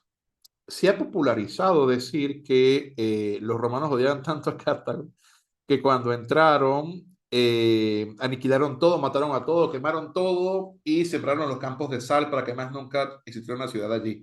Eso no es verdad. O sea, no es verdad. Y de verdad tú no vas a conseguir una fuente clásica que lo diga. Eso es algo que se extendió mucho en el siglo XX, pero no es verdad. Y es que piénsenlo. Ustedes han conocido a los romanos hasta ahora, lo que estamos viendo, los hombres más pragmáticos del mundo. ¿Ustedes creen que los romanos van a ser lo suficientemente necios como para destruir completamente una ciudad que es un gran enclave comercial, que tiene una gran estructura y que les puede servir para asimilarlas y darles a ellos más mercado, más dinero, más potencia? Obviamente Roma se queda con Cartago y la asimila con el paso del tiempo, y con el paso del tiempo veremos que se van a establecer allí ciudadanos romanos, pero con el paso del tiempo, y va a ser entonces una ciudad particularmente provechosa, como siempre lo fue.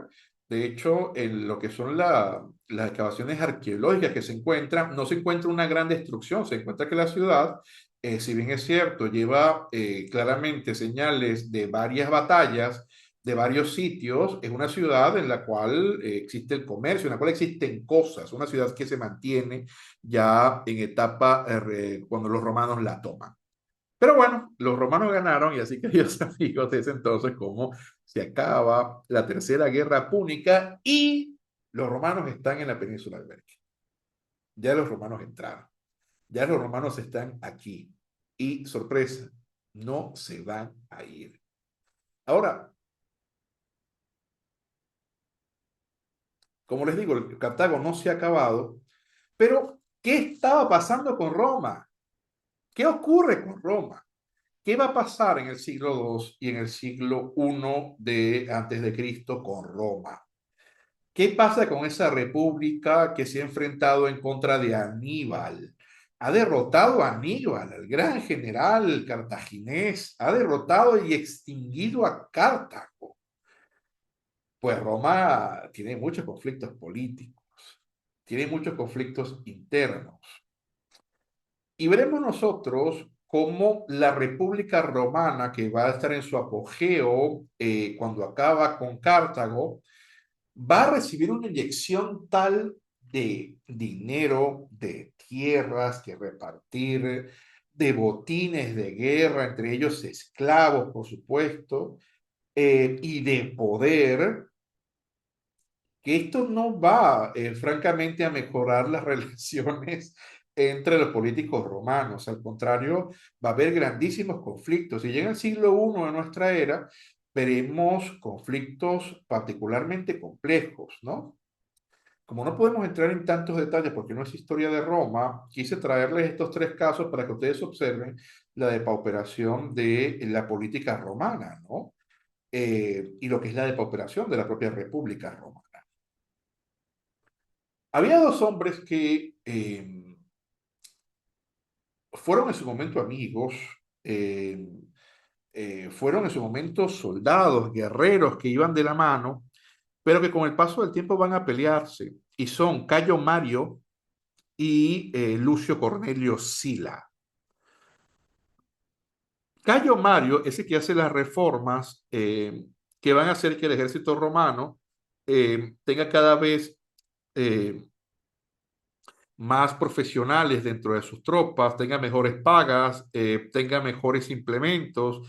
Hace también una serie de reformas tácticas en cuanto a la formación de los propios legionarios.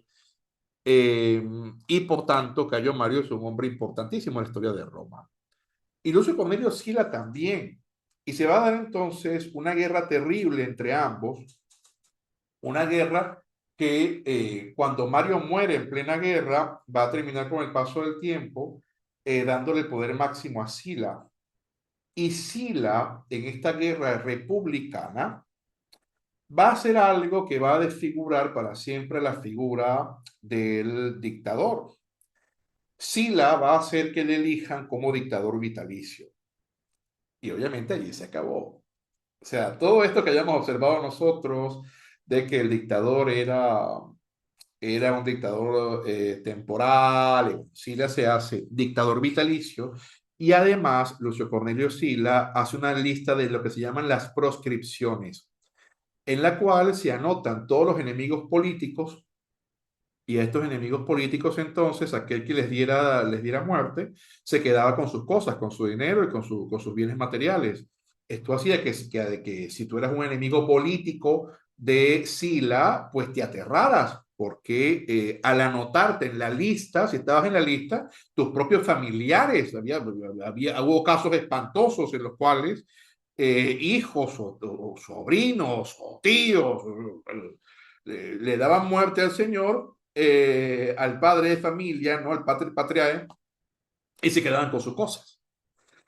Y es así, en ese contexto en el cual va a nacer y va a crecer un joven político que veremos en unos minutos que se llama Cayo Julio César, que es sobrino político de Mario. Y por lo tanto, tuvo mucho miedo en sus primeros años de la política de Sila, porque en buena medida él, al ser familiar de Mario, no iba a salir de buena manera. Pero mientras César es joven y a la muerte de Mario, a la muerte de Mario, a la muerte de Sila, después de la terrible etapa de las proscripciones, eh, se intenta un renacer de la República Romana en manos de hombres como el descendiente de Catón el Censor o Catón el Viejo, al cual luego conoceremos como Catón de Útica, y también con nuevos romanos que no tenían una gens antigua, pero que se habían hecho unos grandes romanos. Y les voy a poner, les tengo que explicar porque si no, esto no es una clase de Roma, pero es para que más o menos lo tengan en cuenta. A ver, si ustedes ven el nombre de un romano, el nombre de romano usualmente tiene tres palabras, ¿no? Tiene, les pongo un ejemplo, el nombre de César. Cayo, Julio, César. Cayo es el nombre, lo que vendríamos a considerar el nombre de pila. El siguiente es Julio, que no es su nombre, es el nombre de su familia. La familia Julia, y a la familia le llamaban la gens Julia. Entonces, cuando ustedes observen, el segundo nombre usualmente es la gens, ¿no? Y lo último era el cognomen o el cognomen. Este era como en ocasiones por grandes éxitos militares, por grandes batallas o por simples anécdotas, una especie como de apodo que o se le ponía a la familia o se le ponía a la persona. Entonces, Cayo, nombre, Julio, de la gens o la familia Julia, César, siempre se ha preguntado de dónde viene César, de dónde viene ese nombre, porque en púnico, elefante se dice caetons. Probablemente algún antepasado de César haya derribado a un elefante de guerra en la guerra púnica y le hayan puesto como cognomen César, que en latín es Caesar. Es bastante probable, pero todavía existen propuestas al respecto. Eh, entonces, de nuevo, se los explico, es así como se dan los nombres romanos, ¿no? Entonces había grandes familias que tenían grandes gens, pero habían personas que o bien venían de los plebeyos y se habían, por el paso del tiempo, podido asimilar a la vida política romana, o bien eran extranjeros que también se habían podido asimilar. Eran casos cada vez más raros en la política romana, pero existían. Y por lo menos Marco Tulio Cicerón no era de una gens antigua. Cicerón era hijo de un burgués de Arpino, o sea, y se decía que de hecho Cicerón era de Cícer, que es como garbanzo, y era de un grano que tenía en la nariz, o sea, Cicerón no tenía una gran gens, pero Cicerón es el gran orador de todos los tiempos en Roma, es el gran abogado, es el gran político. Entonces Cicerón poco a poco va teniendo cada vez más importancia dentro del Senado romano, este Senado post proscripción, post dictadura vitalicia de Sila. Y Cicerón es un republicano a ultranza. Cicerón quiere que Roma renazca y se acabe la posibilidad de que exista un autoritarismo en Roma. Esto que había degenerado en Sila, ¿no? Entonces veremos nosotros que en el año 63 antes de Cristo, un hombre llamado Catilina, ese que observan allí en el segundo recuadro de frente a Cicerón, Catilina, que había sido uno de los beneficiados durante las terribles proscripciones, eh, quería o planteaba proyectar planteaba derribar la república, era su proyecto, y establecer también su autoritarismo él, ¿no? Cicerón se da cuenta de esto, logran deshacer el complot y es entonces cuando en 63 antes de Cristo Cicerón le dice a Catilina en el Senado romano esa famosa frase, so de quousque tandem Catilina, quousque tandem abutere Catilina, paciencia nostra. Eso de hasta cuándo vas a abusar de nuestra paciencia, Catilina. Mientras te sientas entre nosotros en el Senado, planeas derribar la República. Cicerón logra atajar el conflicto, Catilina sale de la ciudad, luego es derrotado y entonces la República se salva. Cicerón es considerado el padre de la patria, pero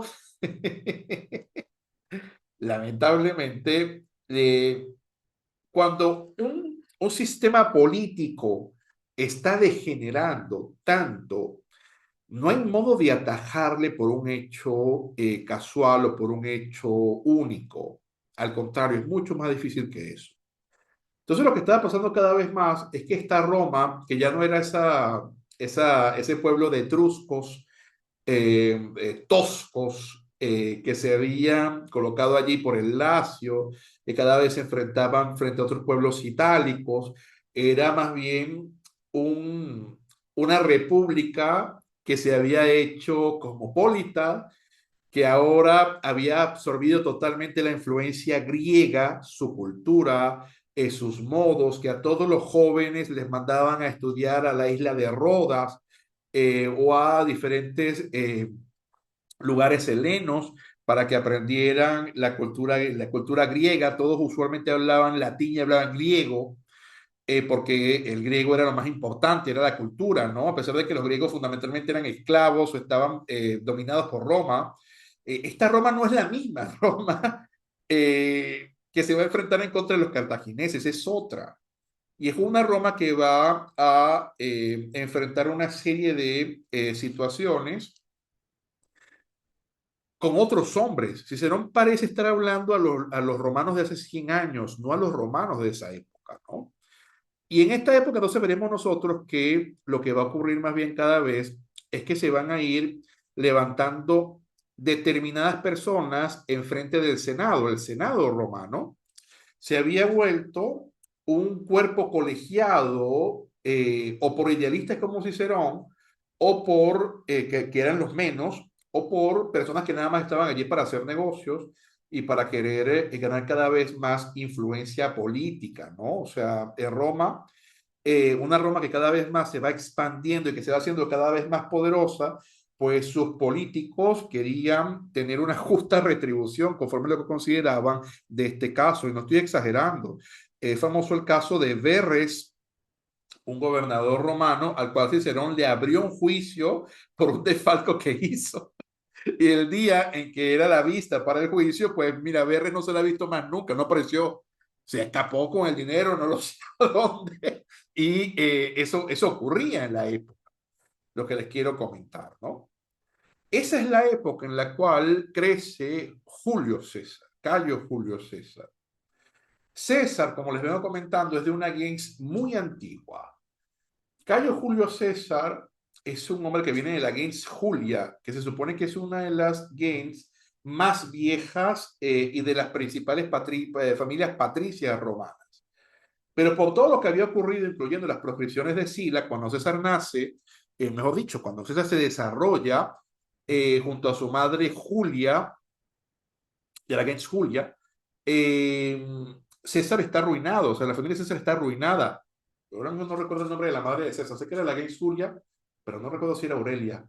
O sea, bueno, ya lo buscaremos. Eh, Está arruinado y él quiere desde muy joven estar destinado a grandes destinos y de verdad que se me agota el tiempo para poder hablarles de Julio César, pero es este hijo de aristócratas que lo quiere todo, que cuando llega a la edad de Alejandro, cuando Alejandro había conquistado el mundo, César va ante la estatua de Alejandro y llora porque no ha hecho nada a su modo de ver las cosas, ¿no?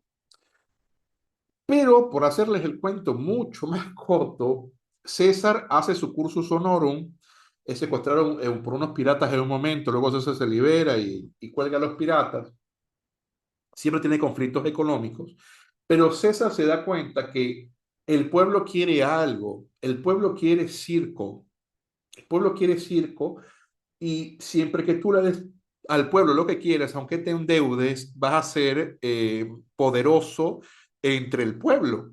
Entonces, cuando César llega por lo menos a ser edil, celebra los juegos más fastuosos de la historia de Roma, se endeuda muchísimo y tiene que estar pidiendo constantemente dinero a sus amigos.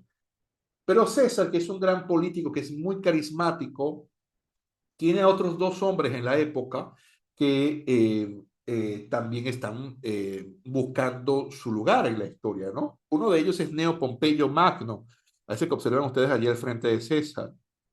Neo Pompeyo no viene de la mejor familia, pero había sido un oficial romano que había llegado a ser general romano y no se había enfrentado con grandes rivales, pero había obtenido grandes victorias. A ver, ya no es Cartago. Ahora, no lo sé, es Mitrídates del Ponto, o es uno de estos señores que se levantaban cada cierto tiempo en contra de Roma, tú ibas, hacías que se disculparan o los derrotabas o pagaban un tributo y ya eras un héroe. Y Pompeyo era considerado un general muy bueno gracias a estas victorias. Y el otro es Craso. Craso era el hombre más rico en la historia de Roma.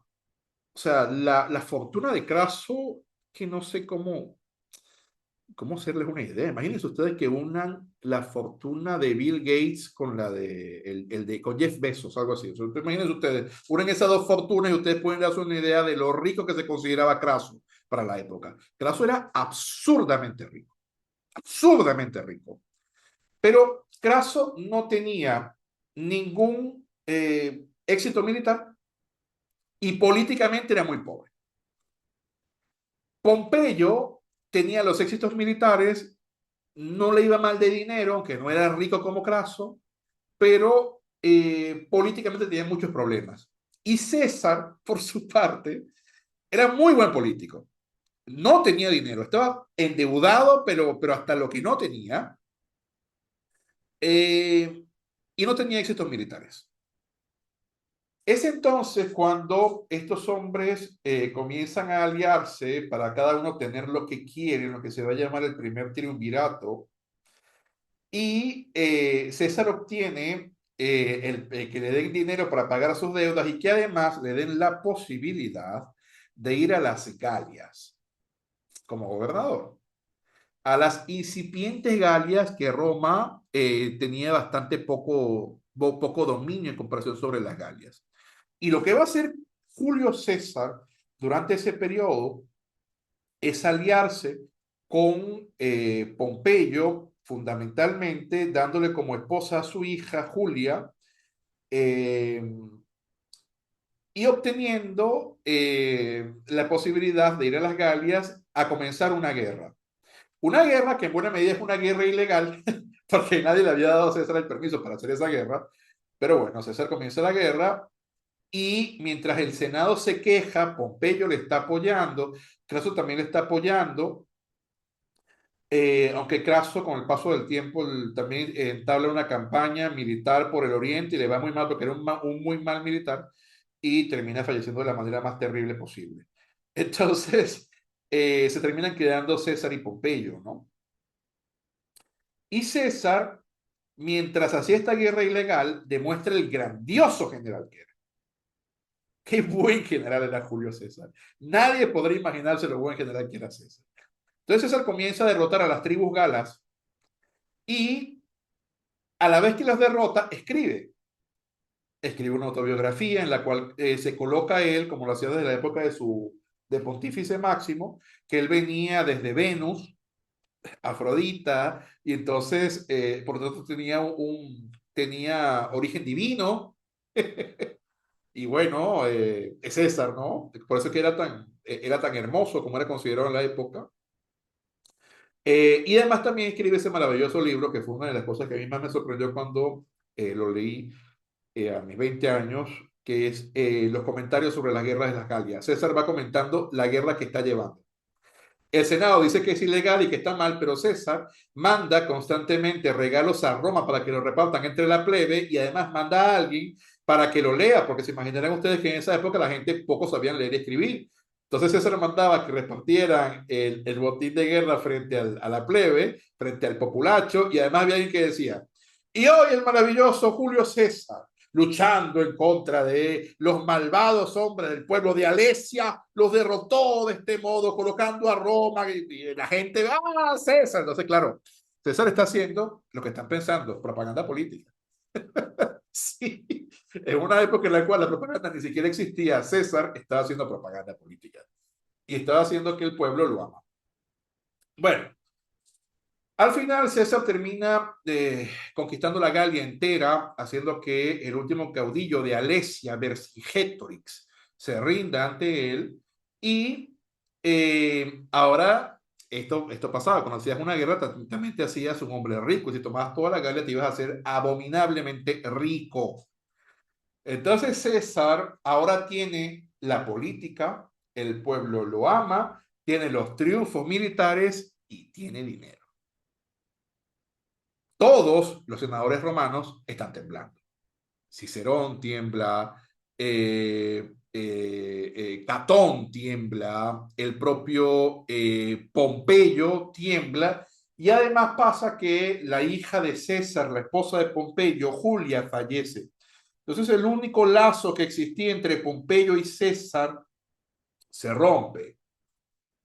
Y lo que pasa es que Pompeyo termina siendo llamado hacia el lado de los optimates, estos hombres que querían salvar a Roma, que decían que César claramente quería destruir Roma y que era de desconfianza. Y entonces ahora es la gran lucha que se va a dar entre estos dos hombres, César y Pompeyo. Pompeyo decía, César no es nada, yo soy el gran Neo Pompeyo Magno, doy un pisotón en el suelo y saldrán legiones de Italia a luchar conmigo en contra de César. Bueno, le mandan una carta a César diciéndole licencia a su ejército y venga a Roma solo después de la guerra, ¿no? Que usted ha librado. Claro, si se ponen a pensarlo, era estúpido hacerlo, ¿no? Cualquiera diría, no, pero es que es un gran republicano, tenía que ir. Si a usted lo odian los senadores y están diciendo que libró una guerra ilegal y usted llega solo, usted no la va a contar. César, que durante tantos años en la guerra de las Galias había demostrado lo gran general que era y además era muy carismático. César cuando le decía a sus hombres, vamos a cavar un pozo, César cogía la pala y él primero iba a cavar. Cuando César le decía a sus hombres, chicos, no tenemos para comer, él no comía tampoco. Cuando había que pasar frío, César aguantaba frío con sus hombres. Y cuando estaban particularmente luchando en contra tribus bárbaras, galas, en primera fila y sus hombres salían corriendo, César cogía el carro de guerra y se iba solo a luchar en contra del enemigo. Y sus hombres, obviamente, para no caer en descrédito, se devolvían a luchar con él. O sea, estas tropas con las cuales César está luchando son tropas que le aman como si fuera un dios, le adoran.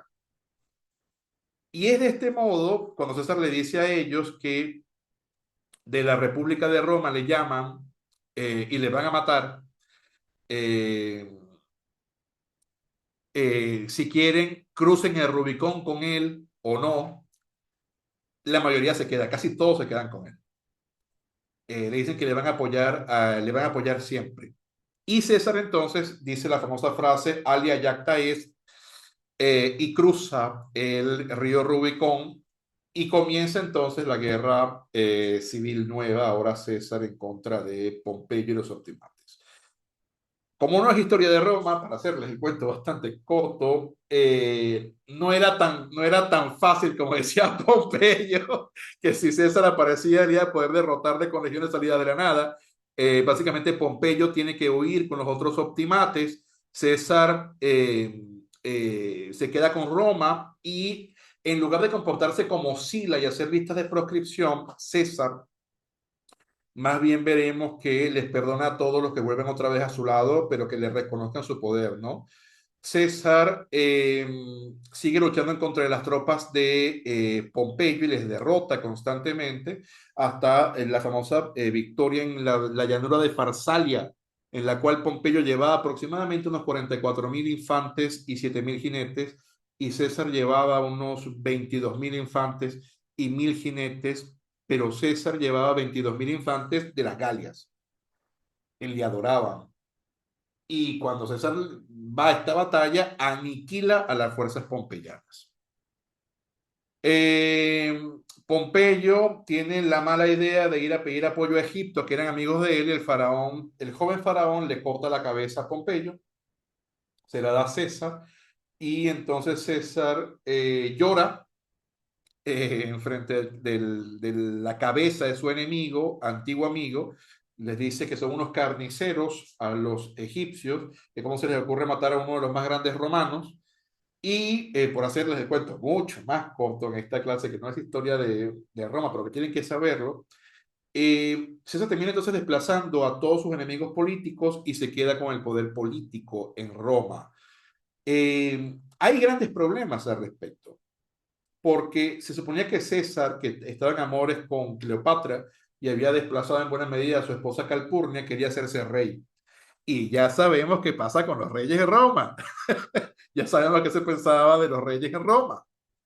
Pero además, eh, nos encontramos nosotros con que el hijo de una de sus amantes se llamaba Marco Junio Bruto, que como recordamos era nada más y nada menos que el nombre del principal que había acabado en el año 509 con la monarquía romana. Él era descendiente de ese Bruto, este Bruto, ¿no? Eh, César iba a ir a la guerra en contra del Imperio Parto a conquistarles y se decía que había un oráculo que decía que solamente un rey romano podría acabar con los partos. Y bueno, César ya había sido nombrado dictador vitalicio y había sido elevado al nivel de Dios. Entonces, parecía que César se iba a coronar rey. Y bueno, el tema está en que los romanos no le gustan los reyes, a los republicanos romanos. Y el día del Asidus de marzo, el 15 de marzo del año 44 a.C., César, totalmente confiado en su poder, es apuñalado frente a los pies de la estatua de Pompeyo por todos aquellos que en buena medida había perdonado y se habían levantado en su contra porque consideraban que era un rey. Y se iba a coronar rey y hacen un acto de regicidio. Cuando César se da cuenta que su especie de hijastro, el hijo de su amante, Marco Junio Bruto, también le está apuñalando, le dice la famosa frase, tu quoque filimi, tú también, hijo mío. Y César termina siendo asesinado.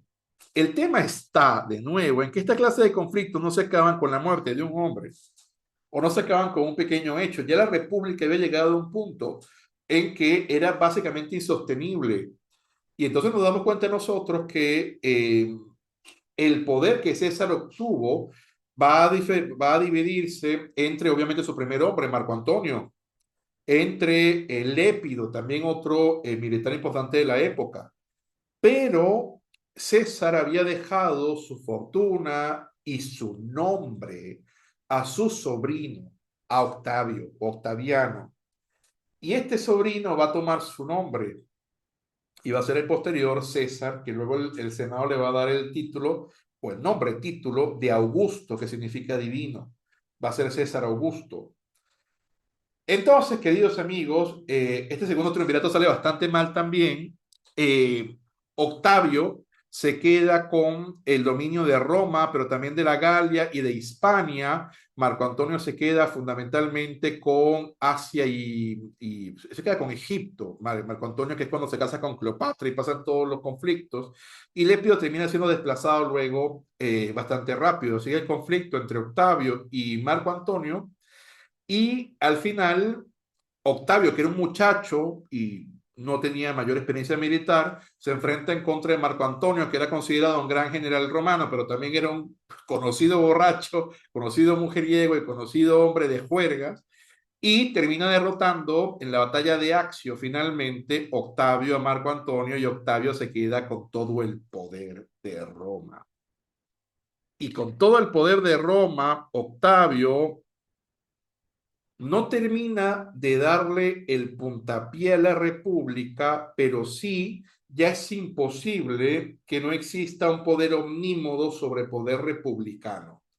Entonces, Octavio, que toma el título de su padre adoptivo y tío, Julio César, toma el nombre de César. El Senado le da el nombre de Augusto por la divinidad que se le atribuía. Se llama César Augusto y lo nombran princeps, es decir, una especie de principado que va a iniciar el Imperio Romano. Esta etapa de principado que luego con el paso de los siglos va a ser modificada solamente en la etapa de Diocleciano, que es cuando se llega a la etapa del dominado. Pero esta es la etapa del principado. César Augusto entonces es el primer emperador romano en esta república que mantiene sus instituciones, muchas se vacían por completo, porque ahora tienes a un emperador por encima, pero es tan grande la gloria y el trabajo de César Augusto, uno de los grandes emperadores romanos, que César Augusto va a establecer una etapa de paz luego de una serie de guerras, algunas de las cuales libró en territorio hispano, que se va a establecer la llamada Pax Romana, una etapa en la cual florecieron las letras, la cultura, la música, y Roma se desarrolló cada vez más.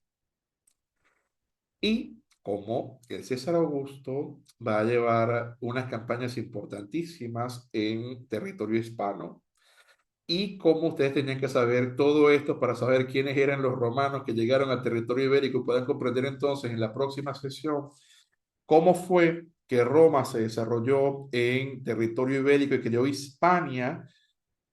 Entonces va a ser en la próxima sesión que veamos nosotros lo que va a ser la conquista romana íntegra de la península ibérica. Veremos también nosotros lo que va a ser el desarrollo pleno de Hispania, ahora formando parte de Roma. Van a ser romanos hispanos, y Roma tiene todo que ver con ellos. Por eso toda esta historia forma parte también de la historia del mundo hispano. Sin esta historia, el mundo hispano no se sigue desarrollando como nosotros lo entendemos. Y todo eso, queridos amigos, lo veremos en la quinta sesión, ¿no? En la penúltima sesión de este curso, España antes de España, la Edad Antigua en la península ibérica. Ahora, como siempre, quedo yo atento a sus preguntas, dudas y comentarios.